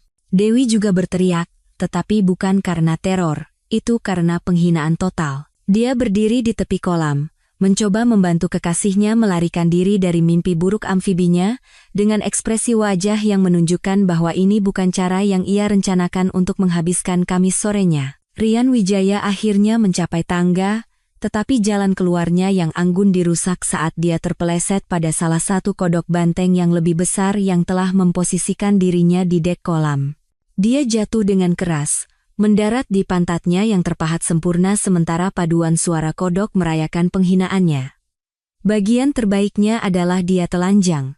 Di suatu tempat dalam kepanikannya, dia telah kehilangan celana renang mahalnya di kedalaman keruh kolam renangku yang dipenuhi kodok. Dan sekarang dia merangkak di deku seperti babun telanjang dan ketakutan, mencoba menutupi dirinya sambil menghindari pasukan amfibi yang telah mengklaim wilayahnya. Dewi mencoba membantu, melemparkan handuk kepadanya sambil menjaga jarak dari kodok-kodok itu, tetapi bahkan dia tidak bisa menjaga ketenangannya di hadapan kekacauan total seperti itu. Wanita yang canggih dan percaya diri yang telah berbohong di depan wajahku selama berbulan-bulan tampak seperti ibu-ibu pinggiran kota yang berurusan dengan amukan balita di toko kelontong. Butuh waktu 20 menit bagi mereka untuk membersihkan area kolam. Rian Wijaya tertatih-tatih kembali ke dalam rumah, terbungkus handuk, sementara Dewi mengumpulkan barang-barang mereka dan mencoba menyelamatkan sedikit martabat dari situasi tersebut. Mereka tidak pernah menemukan celana renangnya, yang berarti dia harus melarikan diri hanya dengan mengenakan handuk mandi istriku dan sisa-sisa harga dirinya yang hancur. Dari trukku di pinggir jalan, aku merekam setiap momen mulia dari penghinaan mereka, menyaksikan melalui kamera saat 2 orang yang mengira mereka tak terkalahkan belajar bahwa terkadang alam semesta memiliki selera humor tentang perzinahan. Tapi ini hanyalah pembukaan. Tahap 1 adalah tentang mempermalukan mereka, menunjukkan kepada mereka bahwa perselingkuhan kecil mereka yang sempurna tidak seaman yang mereka kira. Ini tentang menanam benih keraguan, membuat mereka berpikir bahwa mungkin mereka tidak secerdas yang mereka yakini. Kesenangan yang sesungguhnya belum dimulai. Dalam perjalanan kembali ke lokasi proyek, aku tidak bisa berhenti tersenyum. Untuk pertama kalinya dalam beberapa bulan, aku merasa memegang kendali atas hidupku. Dewi dan Rian Wijaya telah memainkan permainan kecil mereka di rumahku, dengan barang-barangku, sesuai waktu mereka. Mereka telah memperlakukanku seperti orang bodoh yang tidak cukup pintar untuk menyadari apa yang terjadi tepat di bawah hidungnya. Nah, sekarang mereka tahu aku memperhatikan. Dan jika mereka pikir beberapa kodok itu buruk, mereka sama sekali tidak tahu apa yang akan terjadi selanjutnya. Lagi pula, pekerja konstruksi tidak hanya tahu cara membangun dan menghancurkan sesuatu. Kami juga tahu cara membuat hidup orang-orang yang membuat kami marah menjadi sangat tidak nyaman. Tahap 2 akan menjadi legendaris. Jika mereka pikir kodok itu menakutkan, tunggu saja sampai mereka bertemu dengan sepupu mereka yang lebih besar dan bersisik yang sama sekali tidak memiliki selera humor dan masalah sikap yang serius. Insiden kodok adalah pemanasan yang indah, tetapi itu bukan pukulan telak yang kuharapkan. Tentu, Rian Wijaya menjerit seperti gadis kecil dan kehilangan celana renang desainernya di kedalaman keruh neraka amfibi, tetapi si brengsek itu kembali pada Selasa berikutnya seolah-olah tidak ada yang terjadi. Rupanya, hampir diperkosa oleh segerombolan kodok banteng tidak cukup untuk menjauhkannya dari istriku dan kolam renangku. Beberapa orang tidak belajar dengan cara yang mudah. Aku menghabiskan akhir pekan memikirkan eskalasi. Di lokasi konstruksi, ketika dorongan lembut tidak berhasil, kau mengeluarkan alat yang lebih besar. Ketika palu standar tidak bisa menancapkan paku, kau beralih ke palu godam. Ketika kodok tidak menyampaikan pesan, kau memanggil reptil. Agus mengira aku sudah gila ketika aku menjelaskan tahap 2 kepadanya sambil minum bir di bar Blok M. Tunggu sebentar, biar ku jelaskan, katanya, menatapku seolah aku baru saja mengumumkan akan bergabung dengan sirkus. Kau akan meletakkan ular di kolam renang? Bukan sembarang ular, koreksiku. Ular, kura-kura air, dan mungkin buaya kecil jika aku bisa menemukan yang tidak akan benar-benar membunuh siapapun. Aku ingin perang psikologis di sini, bukan pembunuhan tingkat pertama. Budi, itu gila. Bagaimana jika ada yang salah? Bagaimana jika salah satu dari makhluk ini benar-benar melukai seseorang? Maka mungkin mereka akan berpikir 2 kali sebelum menggunakan kolam renangku sebagai sarang cinta pribadi mereka, kataku sambil menghabiskan birku. Lagi pula, aku tidak berbicara tentang ular berbisa atau buaya dewasa. Hanya cukup bala bantuan reptil untuk membuat Kapten Bubuk Protein mempertanyakan pilihan hidupnya. Agus menggelengkan kepalanya, tetapi dia tetap mengeluarkan buku catatannya. Baiklah, dengan asumsi aku tidak bisa membujukmu keluar dari rencana gila ini, apa timelinemu? Kamis pagi. Rutinitas yang sama seperti minggu lalu. Hanya saja, alih-alih kodok, Tuan Rian kita akan bertemu dengan beberapa teman baru yang sedikit kurang lucu dan jauh lebih suka menggigit. Masalah dengan eskalasi dari kodok ke reptil adalah menemukan pemasok yang tidak akan terlalu banyak bertanya tentang mengapa seorang pekerja konstruksi sangat membutuhkan ular tidak berbisa dan buaya bayi. Ternyata, perdagangan hewan peliharaan eksotis masih hidup dan sehat di Indonesia, dan jika kau tahu di mana mencarinya, kau bisa mendapatkan hampir apa saja dikirim ke depan pintumu dengan dokumen minimal dan penolakan yang masuk akal secara maksimal. Aku mulai di sebuah toko hewan peliharaan yang tampak mencurigakan di pinggiran kota bernama Dunia Reptil, yang berspesialisasi dalam hewan-hewan yang kebanyakan orang tidak ingin berada dalam jarak 50 mil dari rumah mereka. Pemiliknya, seorang pria yang dipanggil Juragan Ular, sesuai dengan namanya dalam segala hal, bahkan tidak berkedip ketika aku menjelaskan proyek ekosistem kolamku. Anda ingin berbagai macam, atau spesies tertentu? Tanyanya sambil membawaku melewati gudang yang tampak seperti mimpi buruk film dokumenter alam. Berbagai macam, kataku, tapi yang tidak akan benar-benar membunuh siapapun. Aku butuh yang menakutkan, bukan yang mematikan. Aku punya yang pas untukmu, kata Juragan Ular, berhenti di depan tangki besar yang penuh dengan makhluk yang tampak seperti dinosaurus mini, kura-kura air. Sifatnya seperti neraka dan menakutkan, tetapi mereka tidak akan melukai siapapun kecuali kau benar-benar berusaha. Dan di sini, katanya sambil menunjuk ke tangki lain, ular jagung. Sama sekali tidak berbahaya, tetapi tampak cukup berbahaya untuk memberi mimpi buruk pada kebanyakan orang. Sempurna. Aku membeli 3 kura-kura air, yang tampak seperti baru saja diambil dari rawa prasejarah, dan 6 ular jagung, yang cantik, menakutkan, dan sama sekali tidak berbisa. Untuk grand finale, juragan ular memperkenalkanku pada kebanggaan dan kegembiraannya, seekor bayi caiman sepanjang 2 kaki. Dia meyakinkanku bahwa makhluk itu jinak seperti anak kucing tetapi cukup menakutkan untuk membuat pria dewasa mengompol. Kau yakin ini tidak akan benar-benar memakan siapapun?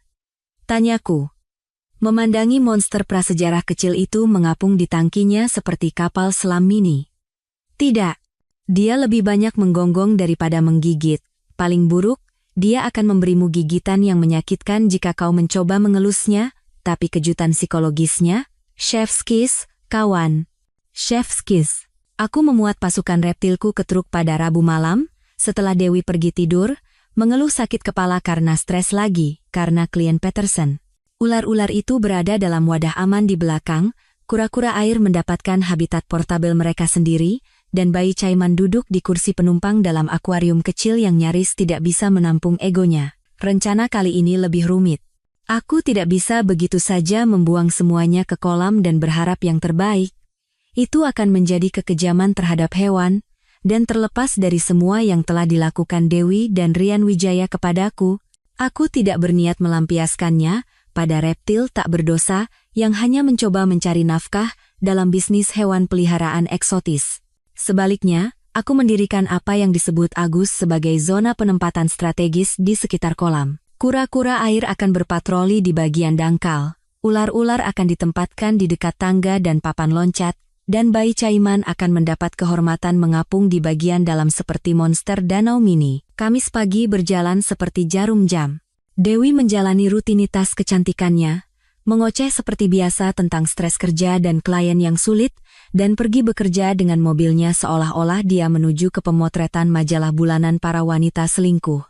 Aku memberinya waktu 10 menit seperti biasa, lalu memuat pasukan reptilku dan menuju rumah. Memasang tahap 2 membutuhkan waktu hampir 1 jam. Kura-kura air sangat kooperatif, mungkin karena mereka sangat marah pada dunia sehingga mereka tidak peduli kemana mereka pergi. Ular jagung lebih sulit. Mereka terus mencoba melarikan diri dari posisi yang ditentukan, jelas tidak menyadari bahwa mereka adalah pemain pendukung dalam drama balas dendamku.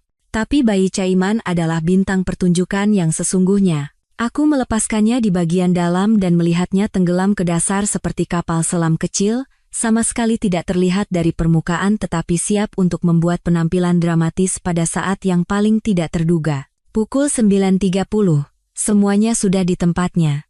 Aku menarik sedikit penutup kolam agar semuanya terlihat normal dari kejauhan, menyiapkan peralatan kameraku, dan duduk di trukku untuk menunggu acara utama. SUV Rian Wijaya tiba tepat waktu, dan aku melihatnya berjalan angkuh ke pintu depan dengan keyakinan angkuh yang sama yang akan segera mendapat pemeriksaan realitas yang serius. Dia menghilang ke dalam untuk ritual prarenang biasanya dengan istriku, mungkin memberitahunya bahwa insiden kodok adalah kebetulan aneh yang tidak akan pernah terjadi lagi. Kata-kata terakhir yang terkenal. Mereka keluar ke teras 20 menit kemudian, Dewi mengenakan bikini lain yang belum pernah kulihat sebelumnya, dan Rian Wijaya tampak seperti baru saja keluar dari majalah kebugaran. Dia bersikap ekstra jantan kali ini, mungkin mencoba membuktikan bahwa beberapa kodok tidak merusak kredensial maskulinnya. Jangan khawatir, sayang, kudengar dia berkata saat mereka mendirikan surga kolam renang mereka, itu mungkin hanya hal musiman. Kodok bermigrasi atau semacamnya, hari ini akan sempurna. Dia berjalan ke tepi kolam, dengan gagah melepaskan penutupnya, dan melompat masuk tanpa memeriksa air terlebih dahulu. Lagi. Beberapa orang benar-benar tidak pernah belajar. Jeritan yang keluar dari mulut Rian Wijaya, saat dia muncul ke permukaan di sebelah kura-kura air membuat insiden kodok terdengar, seperti paduan suara gereja. Tapi keajaiban sesungguhnya terjadi ketika dia mencoba berenang ke tangga dan berhadapan dengan 6 ular jagung yang tampaknya telah memutuskan bahwa ini adalah waktu mereka untuk berenang. Aku belum pernah melihat pria dewasa bergerak begitu cepat di dalam air. Rian Wijaya melakukan semacam gaya bebas panik hibrida, mencoba menghindari kura-kura sambil secara bersamaan menjauh dari ular, sementara Dewi meneriakkan dorongan dari dek. Tapi puncaknya adalah ketika dia akhirnya mencapai bagian dalam dan bayi Caiman memutuskan untuk membuat penampilan megahnya. Satu saat Rian Wijaya sedang terengah-engah, mengira dia telah menemukan zona aman, dan saat berikutnya dia menatap mata prasejarah dinosaurus mini yang tampak seperti merangkak keluar dari mimpi terburuknya. Suara yang ia buat tidak manusiawi. Itu adalah teror murni dan primal, jenis suara yang mungkin dibuat manusia purba, saat pertama kali bertemu harimau bergigi pedang. Dia melompat keluar dari kolam seolah-olah ditembakkan dari meriam, mendarat dengan keras di dek, dan segera mulai merangkak dengan tangan dan lutut menuju rumah sementara kura-kura mengikutinya seperti predator gerak lambat. Dewi dalam kepanikan total, mencoba membantu kekasihnya yang trauma sambil menghindari pasukan reptil yang telah mengambil alih surga sore harinya. Dia berteriak tentang menelepon pusat pengendalian hewan, tetapi Rian Wijaya tampaknya terlalu sibuk mengalami gangguan saraf total untuk merespons. Bagian terbaiknya adalah melihatnya mencoba berdiri, terpeleset di dek yang basah, dan jatuh telentang, kejang-kejang seperti disetrum saat salah satu ular jagung meluncur melewati kepalanya. Kali ini butuh waktu 45 menit bagi mereka untuk membersihkan area tersebut.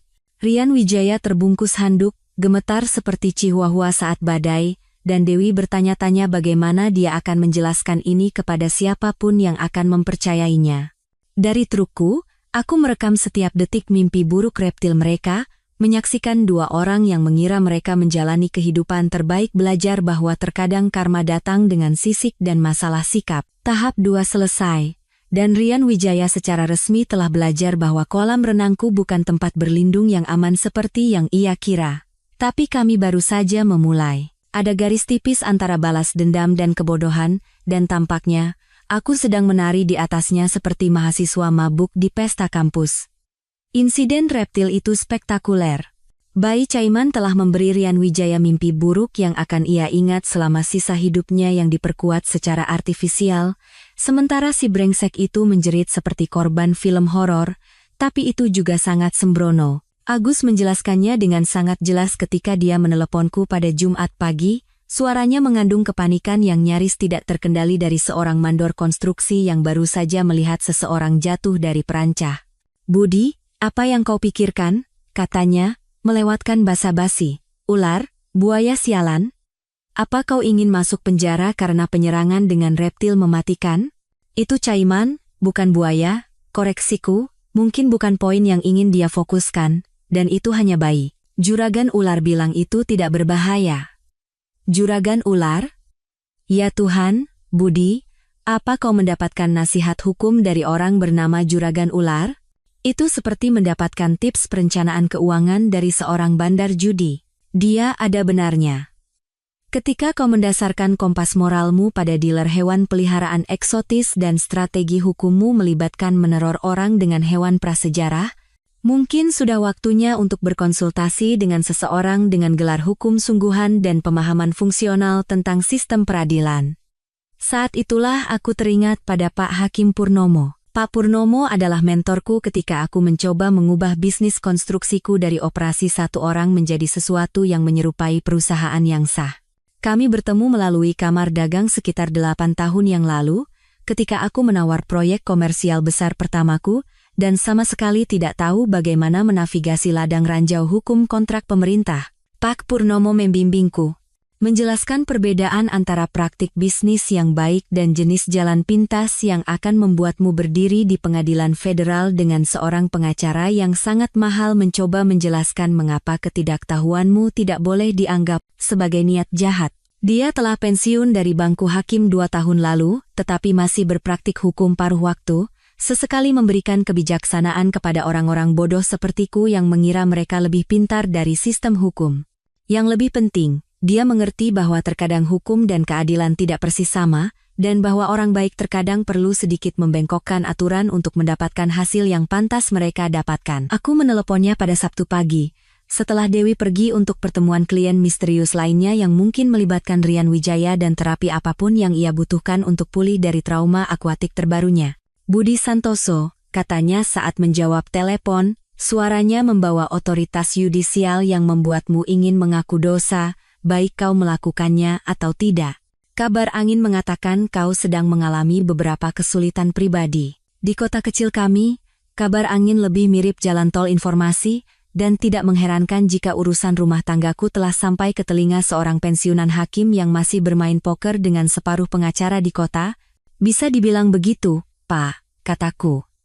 Istri saya berselingkuh, dan saya mungkin tidak menanganinya dengan kedewasaan dan keanggunan yang seharusnya. Pak Purnomo terkekeh, suara yang entah bagaimana terdengar simpatik dan sedikit tidak menyenangkan. Datanglah ke rumahku sore ini, katanya. Kurasa kita perlu melakukan percakapan yang lebih cocok untuk whisky daripada telepon. Rumah Pak Purnomo adalah semua yang kau harapkan dari seorang pensiunan hakim yang telah menghabiskan 30 tahun mendengarkan yang terburuk dari sifat manusia dan entah bagaimana berhasil mempertahankan keyakinannya pada sistem. Rumah itu elegan tanpa pamer, tradisional tanpa pengap, dan dipenuhi dengan jenis perabotan mahal yang membisikkan kesuksesan daripada meneriakkannya. Dia menyambutku di pintu dengan 2 gelas whisky yang sepertinya lebih tua dari sebagian besar karyawanku, dan kami duduk di kursi kulit di ruang kerjanya yang mungkin harganya lebih mahal dari trukku. Jadi, katanya, duduk dengan otoritas santai yang membuatku mengerti mengapa pengacara menagih begitu banyak hanya untuk duduk di ruangan yang sama dengannya. Ceritakan tentang istrimu dan si brengsek yang telah ia pilih untuk menyiksamu. Aku menceritakan semuanya, mulai dari riak air di kolam hingga kamera tersembunyi hingga eksperimen perang biologis akuatik terbaruku. Pak Purnomo mendengarkan tanpa menyela, sesekali mengangguk atau mengangkat alis ketika aku sampai pada aspek yang lebih kreatif dari kampanye balas dendamku. Ketika aku selesai, dia diam sejenak, menatap whisky-nya seolah-olah itu menyimpan rahasia alam semesta, atau setidaknya beberapa petunjuk tentang berurusan dengan orang bodoh yang mengira ular adalah alat hukum yang tepat. Yah, katanya akhirnya, kau tentu telah meningkatkan situasi ini dengan cara yang akan mengesankan seorang ahli strategi militer dan membuat ngeri seorang pengacara pidana. Apakah itu baik atau buruk? Itu sepenuhnya tergantung pada apa yang ingin kau capai, dan seberapa besar kebebasanmu yang ingin kau pertaruhkan untuk mencapainya. Dia menyesap whisky-nya dan menatapku dengan tatapan yang mungkin telah meyakinkan banyak terdakwa untuk menarik kesaksian mereka. Budi, aku akan menanyakan satu pertanyaan padamu, dan aku ingin kau berpikir dengan hati-hati sebelum menjawab. Apa yang sebenarnya kau inginkan dari situasi ini? Aku ingin mereka membayar atas apa yang telah mereka lakukan padaku. Itu bukan jawaban. Itu emosi. Apa yang kau inginkan? Apakah kau ingin pernikahanmu kembali? Apakah kau ingin perceraian yang membuatmu utuh secara finansial? Apakah kau ingin balas dendam? Apakah kau ingin keadilan? Karena itu adalah 4 tujuan yang sangat berbeda, dan mereka membutuhkan 4 strategi yang sangat berbeda. Aku berpikir sementara whisky membakar tenggorokanku, dan Pak Purnomo menunggu dengan kesabaran tak terbatas dari seseorang yang telah menghabiskan puluhan tahun mendengarkan orang-orang menavigasi keputusan terburuk dalam hidup mereka. Aku ingin dia kalah, kataku akhirnya. Aku ingin dia mengerti bahwa ada konsekuensi karena berbohong, selingkuh, dan memperlakukanku seperti orang bodoh yang tidak menyadari apa yang terjadi di rumahnya sendiri. Aku ingin si berotot itu keluar dari hidupku selamanya, dan aku ingin keluar dari situasi ini dengan martabat dan asetku utuh.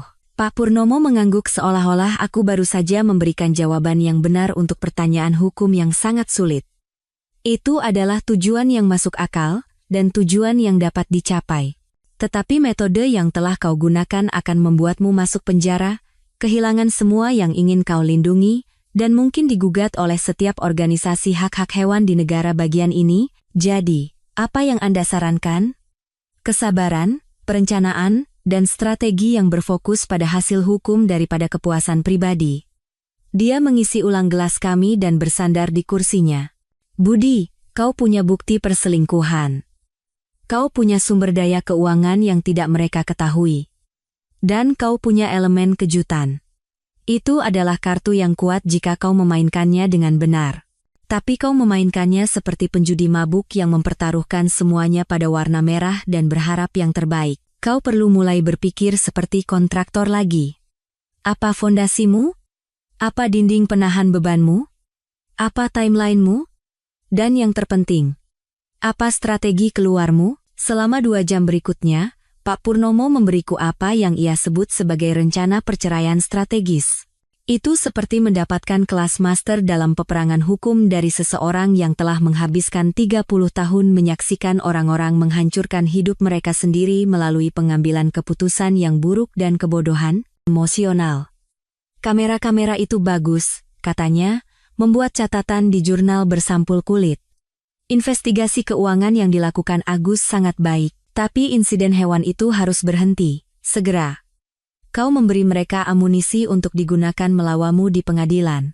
Dan hakim tidak suka suami yang meneror kekasih istri mereka dengan hewan peliharaan eksotis, bahkan ketika kekasih istri mereka pantas mendapatkannya, terutama ketika mereka pantas mendapatkannya. Hukum bukan tentang apa yang pantas didapatkan orang, Budi. Ini tentang apa yang bisa kau buktikan dan apa yang bisa kau lakukan secara hukum. Dia menjelaskan bagaimana proses perceraian sebenarnya bekerja di negara bagian kami, perbedaan antara perceraian dengan kesalahan dan tanpa kesalahan, dan bagaimana bukti perselingkuhan dapat digunakan sebagai pengaruh untuk melindungi asetmu dan mendapatkan penyelesaian yang menguntungkan.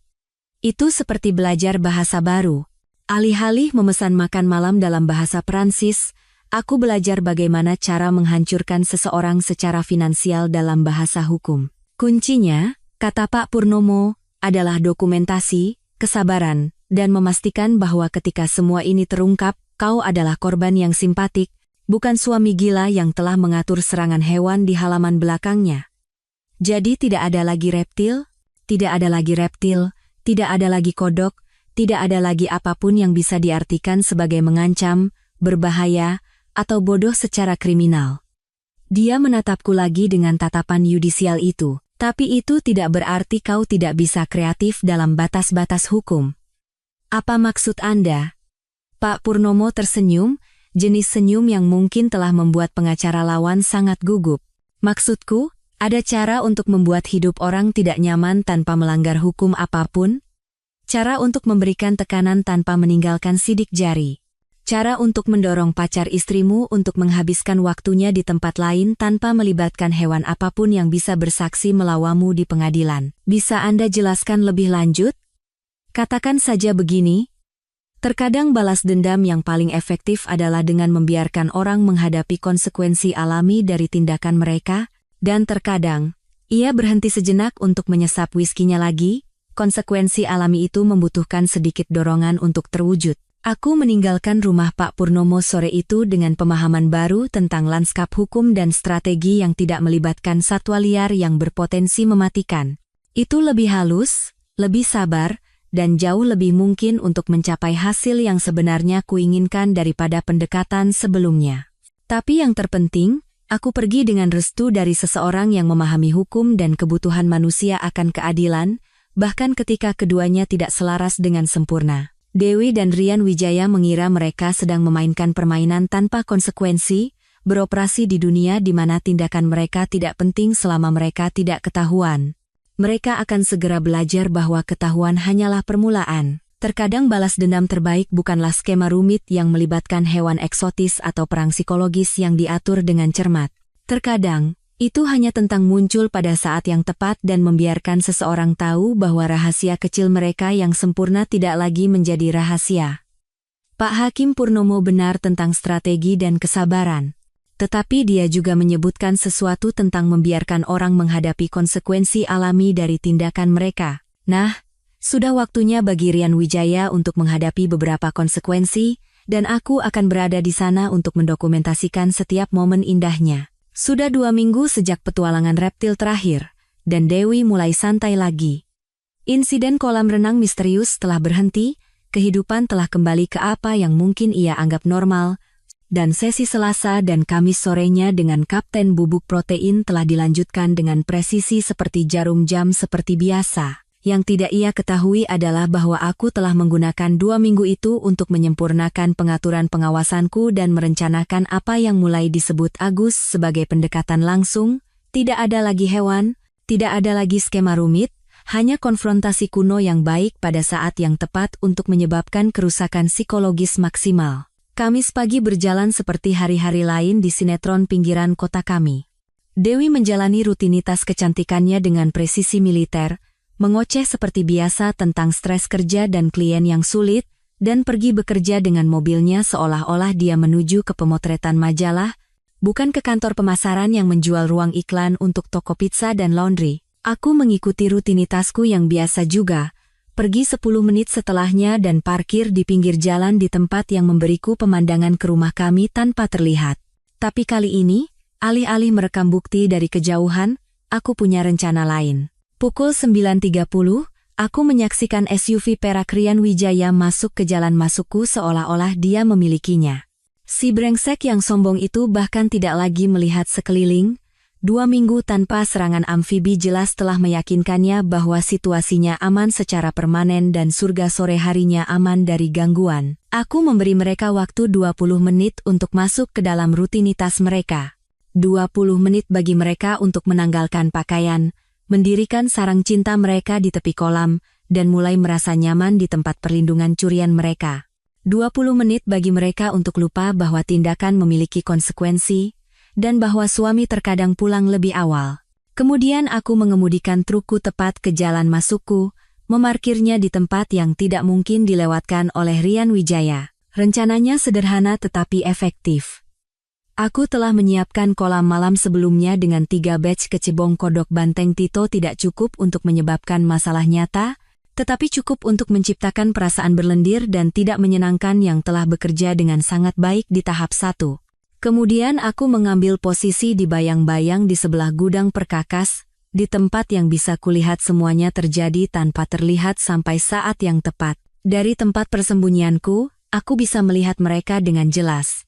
Dewi berbaring mengenakan bikini lain yang belum pernah kulihat sebelumnya kali ini putih, dan mungkin harganya lebih mahal dari cicilan mobil bulanan kebanyakan orang. Rian Wijaya, sementara itu, sedang memamerkan tubuhnya yang dibuat sempurna seperti burung merak di musim kawin. Mereka minum anggur dari gelas yang bagus, gelas yang kami terima sebagai hadiah pernikahan dan seharusnya kami simpan untuk acara-acara khusus. Rupanya, perzinahan dianggap sebagai acara khusus dalam buku Dewi.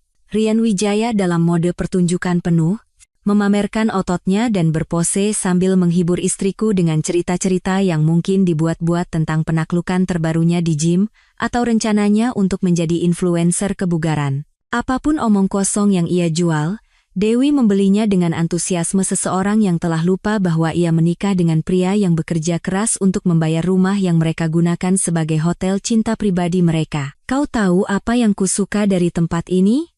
Ku dengar Rian Wijaya berkata sambil menunjuk ke kolam. Rasanya seperti resor pribadi kita. Tidak ada keramaian, tidak ada kebisingan, hanya kita berdua di surga. Resor pribadi kita. Dibangun dengan uangku, dirawat dengan tenagaku, dinikmati oleh pacar istriku, sementara aku bekerja keras di lokasi konstruksi untuk terus membayar cicilan KPR. Saat itulah, aku memutuskan sudah waktunya untuk membuat penampilanku. Aku melangkah keluar dari bayang-bayang tepat saat Rian Wijaya bersiap untuk melompat ke dalam air. Dan ekspresi wajahnya saat dia melihatku sepadan dengan setiap mimpi buruk yang disebabkan oleh reptil yang telah kuberikan padanya selama sebulan terakhir. Menikmati kolam renangku, Rian. Suaraku bergema di sepanjang dek dengan otoritas tenang seseorang yang akhirnya memegang semua kartu. Dia membeku di tepi air, tiba-tiba tampak seperti rusa yang tersorot lampu depan. Dewi terkesiap, hampir menjatuhkan gelas anggurnya. Wajahnya memucat saat dia menyadari bahwa rahasia kecilnya yang sempurna baru saja dibongkar oleh suami yang telah ia perlakukan seperti orang bodoh. Mas Budi, dia memulai, tetapi aku mengangkat tangan untuk menghentikannya. Aku tidak sedang berbicara denganmu sekarang, sayang, kataku, tidak melepaskan pandanganku dari Rian Wijaya. Aku sedang berbicara dengan pacarmu, yang tampaknya berpikir kolam renangku adalah taman bermain pribadinya. Rian Wijaya berdiri di sana dengan celana renang mahalnya, tubuhnya yang kecoklatan buatan berkilauan karena tabir surya dan kesombongan, mencoba mencari cara untuk menangani situasi yang jelas tidak dibahas dalam manual penjemputan manapun yang ia ikuti. "Hei, kawan," katanya, mencoba bersikap santai sementara suaranya pecah seperti remaja yang mengajak seseorang ke pesta dansa. "Ini tidak seperti yang terlihat, benarkah?" Aku melangkah lebih dekat, mengeluarkan ponselku, dan membuka aplikasi kamera. "Karena ini terlihat seperti kau sedang berenang di kolam renangku, dengan istriku, menggunakan handukku, dan meminum anggurku. Tapi hei, mungkin aku salah membaca situasinya." Wajahnya pucat pasi saat dia menyadari aku sedang merekam percakapan ini. Dewi memberi isyarat dengan panik di belakangku, mungkin mencoba memberi sinyal padanya untuk lari, atau berbohong, atau meledak secara spontan apapun yang bisa memperbaiki bencana ini. Tapi Rian Wijaya terjebak, berdiri di sana dengan celana renangnya yang konyol sementara aku mendokumentasikan penghinaannya dalam video definisi tinggi yang mungkin akan digunakan sebagai barang bukti dalam proses perceraian. "Silakan, masuklah ke air, Rian," usulku, menunjuk ke kolam dengan ponselku yang masih merekam. "Maaf mengganggu renang soremu. Aku yakin airnya sesuai dengan seleramu." Dia melirik ke kolam, mungkin teringat pertemuan sebelumnya dengan kejutan akuatik, dan aku bisa melihat konflik batin berkecamuk di wajahnya yang dibuat sempurna. Apakah dia akan mempertaruhkan mimpi buruk amfibi lainnya, atau mengakui kekalahan dan lari? "Ayo," lanjutku, menikmati setiap detik ketidaknyamanannya. "Dewi memberitahuku betapa kau suka berenang," katanya seperti resor pribadi. Aku tidak ingin membiarkan fakta bahwa pemilik properti muncul mengganggu rutinitas olahragamu. Saat itulah dia melihatnya. Puluhan bentuk kecil dan gelap bergerak di dalam air seperti kapal selam mini. Kesebong-kesebong itu kembali. Dan wajah Rian Wijaya pucat lalu menghijau saat dia menyadari bahwa surga kolam renangnya sekali lagi telah diserbu oleh makhluk-makhluk yang tidak peduli dengan aspirasi model kebugarannya. "Kau gila," katanya, mundur dari air seolah-olah air itu penuh dengan asam. Mungkin, aku mengakui, terus merekam kemundurannya. Tapi aku orang gila yang membayar KPR dan pajak properti, yang berarti ini adalah kolam renangku, rumahku, dan istriku yang sedang kau hibur. Jadi, bagaimana sejauh ini? Dewi akhirnya menemukan suaranya. "Mas Budi, tolong, ayo kita bicara." "Oh, kita pasti akan bicara," kataku, akhirnya berbalik menghadapnya. "Tapi saat ini, aku sedang berbicara dengan pacarmu tentang kebiasaan berenangnya." Rian Wijaya telah menyelinap ke arah pakaiannya, yang terlipat rapi di salah satu kursiku di sebelah jam tangan mahalnya dan aksesori lain yang ia pikir membuatnya tampak sukses. Dia mencoba mundur dengan sedikit martabat, tetapi sulit untuk terlihat mengancam ketika kau setengah telanjang dan direkam sementara suami kekasihmu menguliahi tentang hak properti. "Hei, Rian," kataku, mengikutinya dengan kamera saat dia mengumpulkan barang-barangnya. "Aku sudah mengawasi kalian berdua selama berminggu-minggu. Aku punya foto, video, stempel waktu, plat nomor semuanya. Jadi saat kau pergi dari sini hari ini dan kau pasti akan pergi dari sini hari ini, pikirkan apakah perselingkuhan kecil ini sepadan dengan harga yang akan kau bayar." "Apa kau mengancamku?" tanyanya, mencoba terdengar tegar sambil mencengkeram kemeja desainernya seperti selimut pengaman. "Aku menyatakan fakta. Fakta nomor 1. Kau telah masuk tanpa izin ke propertiku. Fakta nomor 2. Kau telah menggunakan fasilitasku tanpa izin. Fakta nomor 3. Aku punya cukup bukti untuk membuat hidupmu sangat rumit jika kau tidak menghilang selamanya." Dia sudah berpakaian sekarang, tetapi tangannya gemetar saat dia meraba-raba kuncinya. Pecandu gym yang percaya diri yang berjalan angkuh di deku seolah-olah dia memilikinya telah hilang, digantikan oleh seorang pria gugup yang mulai mengerti bahwa tindakannya mungkin memiliki konsekuensi di luar sekadar bercinta 2 kali seminggu. "Jauhi istriku," kataku saat dia menuju pintu. "Jauhi rumahku. Jauhi hidupku. Karena jika aku melihatmu di sini lagi, percakapan kita selanjutnya tidak akan seramah ini." Dia hampir berlari saat mencapai SUV-nya, dan aku mengikutinya sampai ke jalan, masih merekam, saat dia melesat keluar dari jalan masukku seolah-olah sedang terbakar. Ketika aku berbalik ke arah rumah, Dewi berdiri di dek dengan bikini putihnya, air mata mengalir di wajahnya, reruntuhan sore sempurnanya tergeletak di kakinya. Sekarang, kataku, menyimpan ponselku dan berjalan kembali ke istriku yang selingkuh, mari kita bicara tentang apa yang akan terjadi selanjutnya. Konfrontasi telah berakhir, tetapi percakapan sesungguhnya baru saja akan dimulai. Rian Wijaya telah menerima pesannya dengan keras dan jelas. Kolam renangku terlarang, istriku terlarang, dan hari-harinya bermain rumah-rumahan di halaman belakangku secara resmi berakhir. Tapi Dewi masih mengira dia bisa menjelaskan ini, bahwa dia bisa meminta maaf untuk keluar dari ini, atau entah bagaimana meyakinkanku bahwa apa yang baru saja kulihat bukanlah seperti yang terlihat. Dia akan segera belajar bahwa ada beberapa hal yang tidak bisa diperbaiki oleh air mata dan alasan. Kau tahu apa yang lucu tentang seorang istri ketika dia tertangkap basah selingkuh? Dia masih mengira dia bisa membicarakannya. Bahkan dengan bukti yang berserakan di halaman belakang seperti konfeti dari parade neraka, bahkan dengan jejak ban pacarnya yang masih hangat di jalan masuk, dia akan menatap matamu dan mencoba meyakinkanmu bahwa apa yang kau lihat bukanlah apa yang sebenarnya terjadi. Dewi menghabiskan sisa sore itu dengan menangis, memohon, dan mencoba melakukan pengendalian kerusakan yang akan membuat seorang ahli strategi politik terkesan. Tapi aku tidak tertarik pada penjelasannya, alasannya, atau air matanya.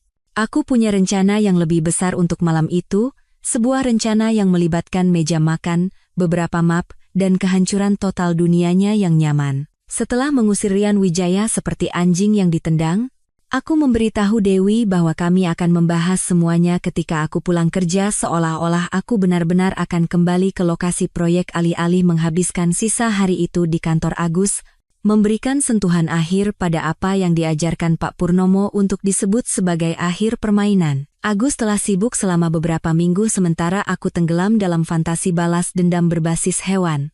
Sementara aku bermain sebagai penjaga kebun binatang amatir, dia melakukan pekerjaan nyata, mengikuti jejak uang, mendokumentasikan pola, dan membangun kasus yang akan berdiri kokoh seperti fondasi beton di pengadilan perceraian. Sialan, Budi, katanya, menyebarkan dokumen di mejanya seperti seorang detektif dalam drama kriminal. Istrimu sudah sangat sibuk, dan aku tidak hanya berbicara tentang pesta kolam renang. Bukti keuangannya sangat memberatkan. Dewi telah menggunakan kartu kredit bersama kami selama berbulan-bulan untuk mendanai perselingkuhannya, membelikan Rian Wijaya makan malam di restoran yang tidak mampu kubeli, membelikannya pakaian dari toko yang belum pernah kudengar, dan bahkan membayar perjalanan akhir pekan ke sebuah resor yang harganya lebih mahal dari gajiku sebulan. Lihat ini, kata Agus, menunjuk ke laporan kartu kredit. Makan malam romantis di Le Bernardin di Sudirman, 3 juta rupiah. Pakaian olahraga baru dari Lululemon, 4 juta. Akhir pekan di The Greenbrier, 20 juta. Dan ini yang paling parah, dia memberitahu perusahaan kartu kredit bahwa kau tahu tentang semua tagihan ini. Bagian terakhir itu seperti pukulan di perut. Dewi tidak hanya selingkuh dengan uangku, dia secara aktif berbohong kepada lembaga keuangan tentang keterlibatanku dalam mendanai perselingkuhannya. Dalam istilah hukum, itu adalah penipuan. Dalam istilah manusia, itu prosto jahat. Ada yang lebih baik lagi, lanjut Agus, mengeluarkan map lain. Ingat klien Peterson yang selalu dia keluhkan? Yang menyebabkan semua stres kerja dan membuatnya tetap di kantor sampai larut? Jangan bilang Peterson tidak ada.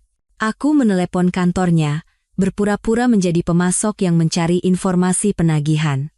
Ternyata, Hartwell Marketing tidak pernah memiliki klien bernama Peterson, dan menurut bosnya, Dewi telah pulang lebih awal setiap Selasa dan Kamis selama 3 bulan terakhir.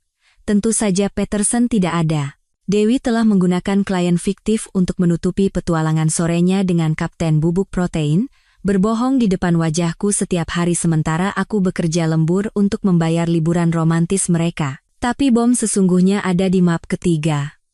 Catatan properti, kata Agus dengan kepuasan suram seseorang yang telah menemukan bukti yang benar-benar merusak.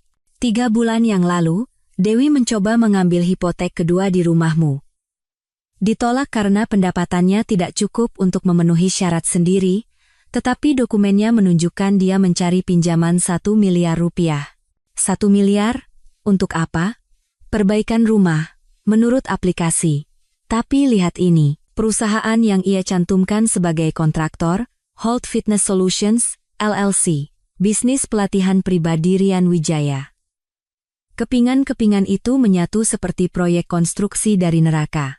Dewi tidak hanya selingkuh, dia berencana untuk menghancurkan pernikahan kami secara finansial untuk mendanai kehidupan barunya dengan pacarnya. Jika pinjaman itu disetujui, aku akan bertanggung jawab atas 1 miliar rupiah yang akan langsung masuk ke rekening Bank Rian Wijaya, sementara aku bekerja keras untuk membayar KPR asli. Masih ada lagi, kata Agus, mengeluarkan map terakhir.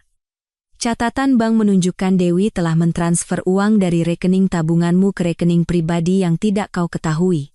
Jumlahnya kecil, beberapa juta di sini, beberapa juta di sana, tapi jumlahnya bertambah.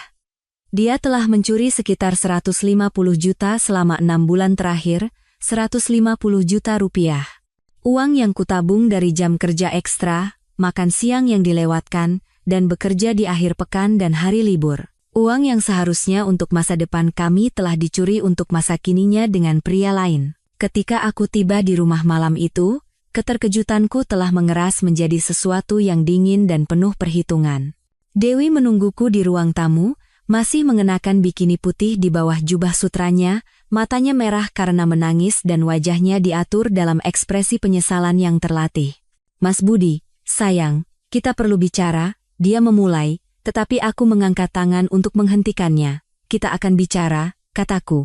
Tapi pertama-tama, aku punya beberapa hal untuk disiapkan. Beri aku 10 menit. Aku pergi ke ruang kerjaku dan mengumpulkan semua yang telah kusiapkan untuk momen ini. Map dari Agus, foto-foto pengawasan dari kameraku, catatan keuangan yang mendokumentasikan pencuriannya, dan surat-surat cerai yang telah disiapkan oleh Pak Purnomo.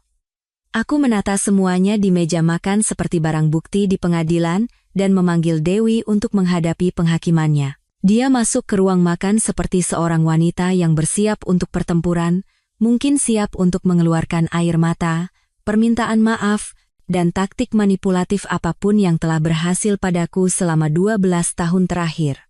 Tapi ketika dia melihat apa yang tersebar di meja makan kami, wajahnya memucat, dan sikap percaya dirinya runtuh seperti rumah yang dibangun di atas pasir. Duduk, Dewi, kataku, menunjuk ke kursi di seberangku. Kita akan meninjau beberapa dokumen bersama. Dia duduk perlahan, matanya menelusuri dokumen-dokumen itu seolah-olah seorang terdakwa melihat bukti yang memberatkannya untuk pertama kalinya. Dalam beberapa hal, memang begitu, mari kita mulai dengan catatan keuangan, kataku, membuka map pertama. Ini adalah laporan kartu kredit yang menunjukkan tagihan 3 juta rupiah di Le Bernardin pada tanggal 15 Oktober. Bisakah kau jelaskan dengan siapa kau makan malam-malam itu? Mas Budi, aku bisa jelaskan. Aku tidak meminta penjelasan, aku meminta konfirmasi. Apakah kau di Le Bernardin pada tanggal 15 Oktober? Ya atau tidak? Dia menatap dokumen itu seolah-olah ditulis dalam bahasa asing. Ya. Tapi, bagus. Lanjut. Aku membuka map berikutnya.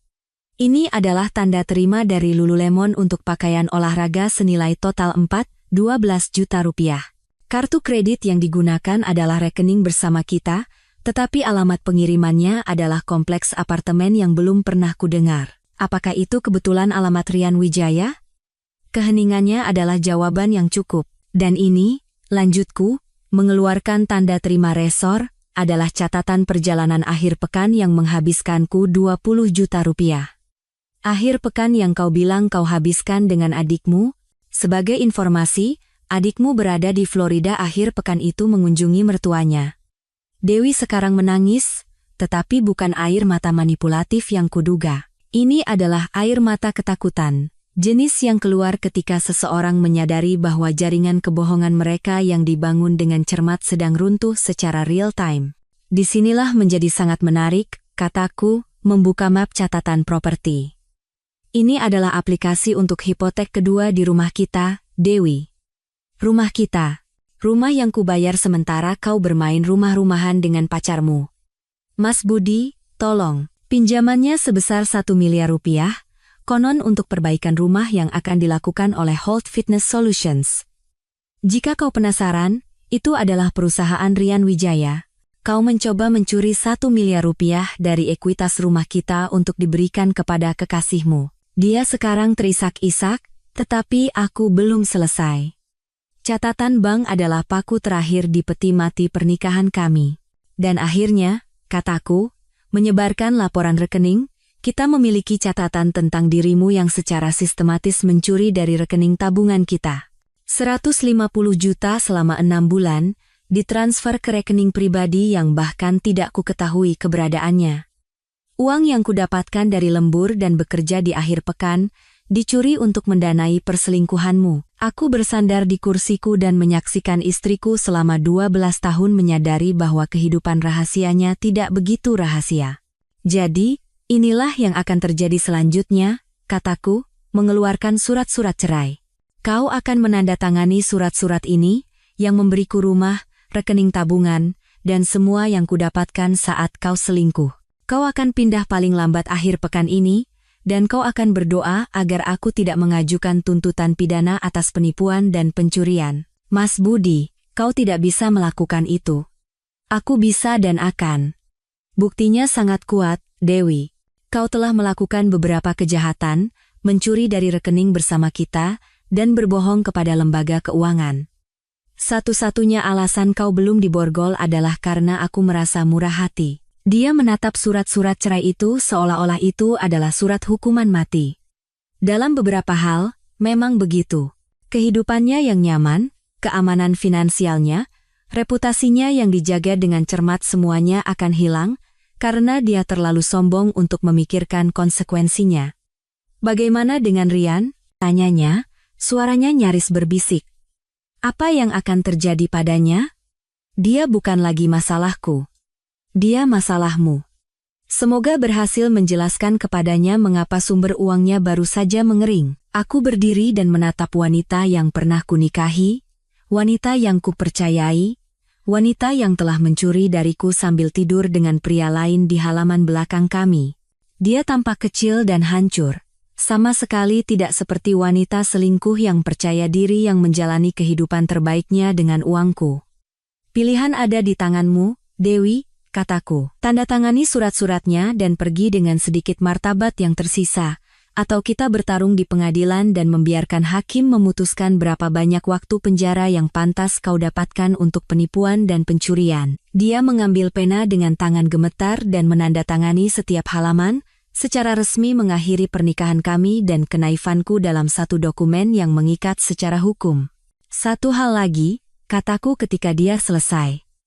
Rian Wijaya dilarang masuk ke properti ini. Jika dia menginjakkan kaki di tanah kita lagi, aku akan menelepon polisi. Dan jika kau mencoba mengambil apapun yang bukan milikmu saat kau pindah, aku akan menangkapmu karena pencurian. Dewi menatapku, air mata mengalir di wajahnya, mungkin mengharapkan kata-kata pengampunan atau rekonsiliasi terakhir. Tapi aku sudah kehabisan keduanya. Selamat, kataku sambil mengumpulkan surat-surat yang ditandatangani. Kau secara resmi bebas untuk memulai kehidupan barumu, dengan uang curian dan pacar pengangguranmu. Kuharap ini berjalan lebih baik daripada yang ini. Putusan telah dijatuhkan, dan keadilan telah ditegakkan di meja makanku sendiri.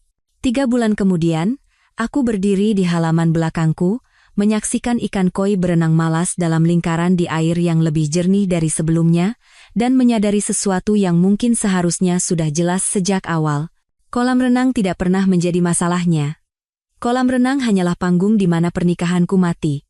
Dan setelah pertunjukan selesai, saatnya membangun sesuatu yang baru di atas tanah yang sama. Pembongkaran memakan waktu 2 minggu, menguras 40,000 galon air, menghancurkan beton yang telah kucor dengan penuh harapan 5 tahun lalu, dan mengangkut reruntuhan yang dulunya kukira surga tetapi ternyata adalah monumen kebodohanku. Timku dari lokasi konstruksi menawarkan diri untuk membantu.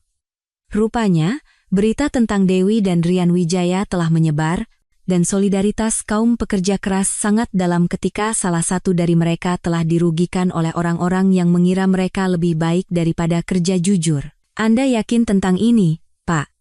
Tanya Dani saat dia mengoperasikan jackhammer yang mengubah dek kolam renangku menjadi puing-puing. Anda menghabiskan banyak uang untuk memasang ini. Merawatnya lebih mahal dari uang, jawabku, menyaksikan hasil kerja keras akhir pekan dan upah lembur bertahun-tahun menghilang ke dalam tempat sampah. Terkadang kau harus merobohkan fondasi lama sebelum kau bisa membangun sesuatu yang kuat. Taman gaya Jepang adalah ide Pak Purnomo, yang disarankan, sambil minum whisky dan bercerita tentang pria-pria lain yang harus membangun kembali hidup mereka dari awal setelah menemukan bahwa wanita yang mereka percayai adalah aktris yang lebih baik daripada kebanyakan profesional Hollywood. Fitur air itu menenangkan, kata Pak Purnomo, membuat sketsa rencana kasar di serbet koktail, tetapi kolam ikan koi tidak membawa beban emosional yang sama seperti kolam renang. Tidak ada yang akan berenang gaya punggung di air setinggi 18 inci. Dia benar tentang bagian menenangkan itu. Merancang taman, memilih batu, memilih tanaman itu memberiku sesuatu untuk difokuskan selain kepuasan menyaksikan. Dewi mencoba menjelaskan kepada keluarganya mengapa dia tiba-tiba tinggal di apartemen studio dan bekerja 2 pekerjaan untuk memenuhi kebutuhan dasar. Perceraian selesai 6 minggu setelah konfrontasi meja makan kami, dan Dewi tidak mendapatkan apa-apa yang memang pantas ia dapatkan. Upayanya untuk mendapatkan tunjangan suami istri ditertawakan di pengadilan setelah pengacaranya melihat bukti pencurian dan penipuan sistematis.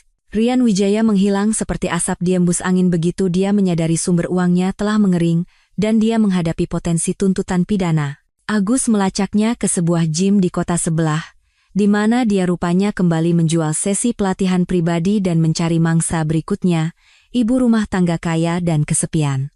Beberapa orang tidak pernah belajar, tetapi setidaknya dia telah belajar untuk menjauh dari propertiku. Taman itu terbentuk perlahan, seperti semua proyek konstruksi yang baik.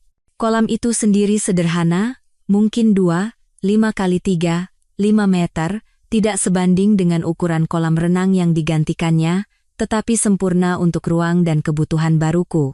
Aku membangun air terjun kecil yang mengalirkan air dengan suara lembut yang entah bagaimana lebih damai daripada dengungan mekanis filter kolam. Ikan koi adalah Sarantito. Keponakanku telah terobsesi dengan budaya Jepang sejak proyek kodok bantengnya, dan meyakinkanku bahwa ikan koi seperti hewan peliharaan akuatik yang tidak memerlukan jalan-jalan atau kunjungan ke dokter hewan sama sekali. Dia benar tentang itu juga. Menyaksikan mereka meluncur di air jernih itu menghipnotis dengan cara yang tidak pernah bisa diberikan oleh kolam renang berklorin. Ini seperti meditasi, kataku kepada Agus, yang mampir untuk melihat produk jadi. Kecuali alih-alih mengosongkan pikiranmu, kau hanya melihat ikan menjadi ikan dan mengingat bahwa beberapa hal dalam hidup sebenarnya sederhana. Dan aspek balas dendamnya, tanyanya sambil tersenyum. Apa kau mendapatkan kepuasan dari fakta bahwa apartemen baru Dewi bahkan tidak memiliki bak mandi, apalagi fitur air? Aku tidak terlalu memikirkan Dewi lagi, kataku, dan menyadari bahwa itu benar. Dia membuat pilihannya. Dia hidup dengan konsekuensinya, dan aku punya hal-hal yang lebih baik untuk dilakukan daripada terus menghitung skor dalam permainan yang sudah berakhir. Itu sebagian besar benar. Aku telah mendengar melalui kabar angin lingkungan bahwa Dewi sedang berjuang secara finansial, bahwa orang tuanya telah memutuskan hubungan dengannya setelah mengetahui perselingkuhan dan pencuriannya, dan bahwa dia harus bekerja 2 pekerjaan sebagai pelayan untuk memenuhi kebutuhan. Sebagian dari diriku bagian kecil dan pendendam yang menikmati meneror Rian Wijaya dengan reptil merasakan sedikit kepuasan atas kejatuhannya. Tetapi bagian yang lebih besar, bagian yang sedang membangun sesuatu yang baru alih-alih hanya merobohkan yang lama, tidak membutuhkan penderitaannya untuk merasa baik tentang hidupku sendiri. Taman itu mengajariku sesuatu tentang permulaan yang tidak pernah kuduga akan kupelajari. Setiap pagi, aku duduk di bangku batu yang kubangun di dekat air terjun, minum kopi, dan menyaksikan ikan koi menavigasi dunia kecil mereka dengan apa yang tampak seperti kepuasan. Mereka tampaknya tidak merindukan ruang kolam yang luas, mereka tampaknya tidak meratapi hilangnya ruang yang tidak pernah benar-benar mereka miliki. Mereka telah beradaptasi dengan lingkungan baru mereka dan menjadikannya rumah. Aku mulai melakukan hal yang sama.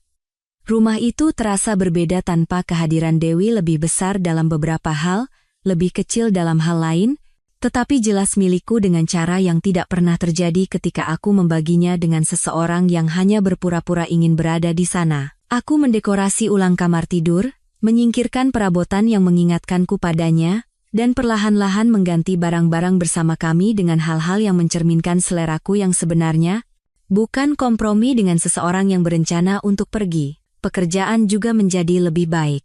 Tanpa stres terus-menerus bertanya-tanya apa yang dilakukan Dewi selama pertemuan sore misteriusnya, aku bisa fokus mengelola timku dan membangun hal-hal yang akan bertahan lama. Kami telah mendapatkan 3 kontrak baru dalam sebulan terakhir, dan Dani mulai mengisyaratkan bahwa aku harus memperluas bisnis, mengambil proyek yang lebih besar. Anda berbeda sekarang, Pak, katanya saat kami meninjau cetak biru untuk kompleks perkantoran baru. Lebih fokus, kurasa. Kurang. Terganggu. Perceraian akan melakukan itu padamu, jawabku. Ternyata lebih mudah untuk fokus membangun sesuatu ketika kau tidak terus-menerus khawatir seseorang akan merobohkannya di belakangmu. Perubahan yang paling mengejutkan adalah kencan. Atau lebih tepatnya, kurangnya minat sama sekali. Teman-teman, dengan asumsi bahwa seorang pria yang baru bercerai di usia 40-an akan sangat ingin kembali ke pasar hubungan, terus mencoba menjodohkanku dengan saudara perempuan atau rekan kerja mereka.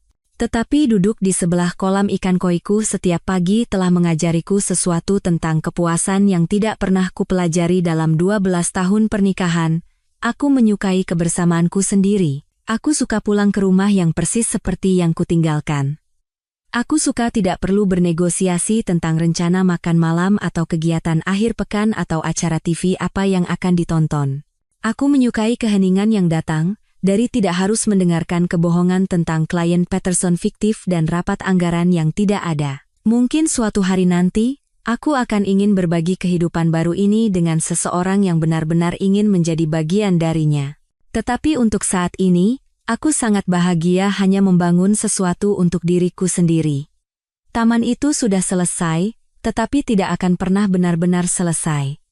Itulah bagian dari daya tariknya. Setiap musim membawa pertumbuhan baru, tantangan baru, peluang baru untuk memperbaiki dan beradaptasi. Ikan koi berkembang biak, tanaman tumbuh subur, dan air terjun mengeluarkan suara alami yang hanya bisa datang dari waktu dan pengendapan. Aku menamai ikan koi terbesar Karma.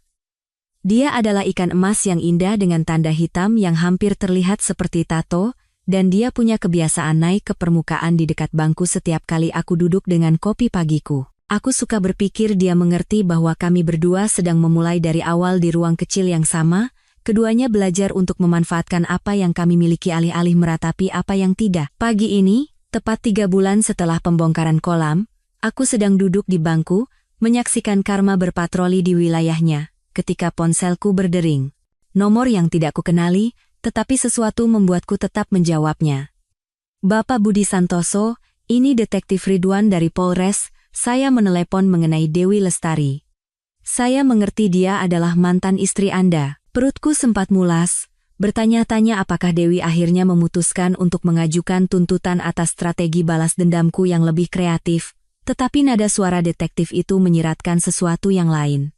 Dia telah ditangkap karena tuduhan penipuan kartu kredit, lanjutnya. Rupanya dia telah melakukan pembelian menggunakan informasi rekening curian. Selama interogasi, dia menyebutkan bahwa Anda mungkin memiliki informasi yang relevan dengan penyelidikan kami. Aku memikirkan laporan kartu kredit yang telah diungkap Agus, pola tagihan palsu yang telah mendanai perselingkuhan Dewi, dan menyadari bahwa beberapa orang benar-benar tidak pernah belajar dari kesalahan mereka. Saya akan dengan senang hati bekerja sama dengan penyelidikan, kataku, menyaksikan Karma naik ke permukaan di dekat kakiku seolah-olah dia sedang mendengarkan percakapan. Saya memiliki dokumentasi ekstensif tentang tagihan palsu di rekening yang dia akses selama pernikahan kami. Setelah menutup telepon, aku duduk diam di tepi air, memikirkan perjalanan aneh yang telah membawaku dari menemukan riak air di kolam hingga duduk di sebelah kolam ikan koiku sementara mantan istriku rupanya melanjutkan karier kriminalnya dengan cara baru dan kreatif. Taman itu membisikkan kebenaran yang tenang di sekelilingku. Akhir bisa menjadi indah jika kau memilih untuk membangun kembali sesuai dengan syaratmu sendiri. Dewi masih di luar sana, masih membuat pilihan merusak yang sama yang telah menghancurkan pernikahan kami, masih berpikir dia bisa berbohong dan mencuri jalannya menuju kebahagiaan. Tapi itu adalah ceritanya sekarang, bukan ceritaku. Ceritaku adalah tentang air jernih, ikan yang sabar, dan kepuasan yang datang dari membangun sesuatu yang sepenuhnya milikmu. Ini tentang kopi pagi dalam keheningan, tentang pekerjaan yang penting, dan tentang tidur nyenyak yang datang dengan mudah ketika kau memiliki hati nurani yang bersih. Ini tentang belajar bahwa terkadang balas dendam terbaik adalah dengan hidup dengan baik, sementara orang-orang yang telah berbuat salah padamu terus menghancurkan diri mereka sendiri dengan pilihan mereka sendiri. Aku menghabiskan kopiku, mengucapkan selamat pagi kepada Karma dan teman-temannya, dan masuk ke dalam untuk bersiap-siap untuk hari lain membangun hal-hal yang akan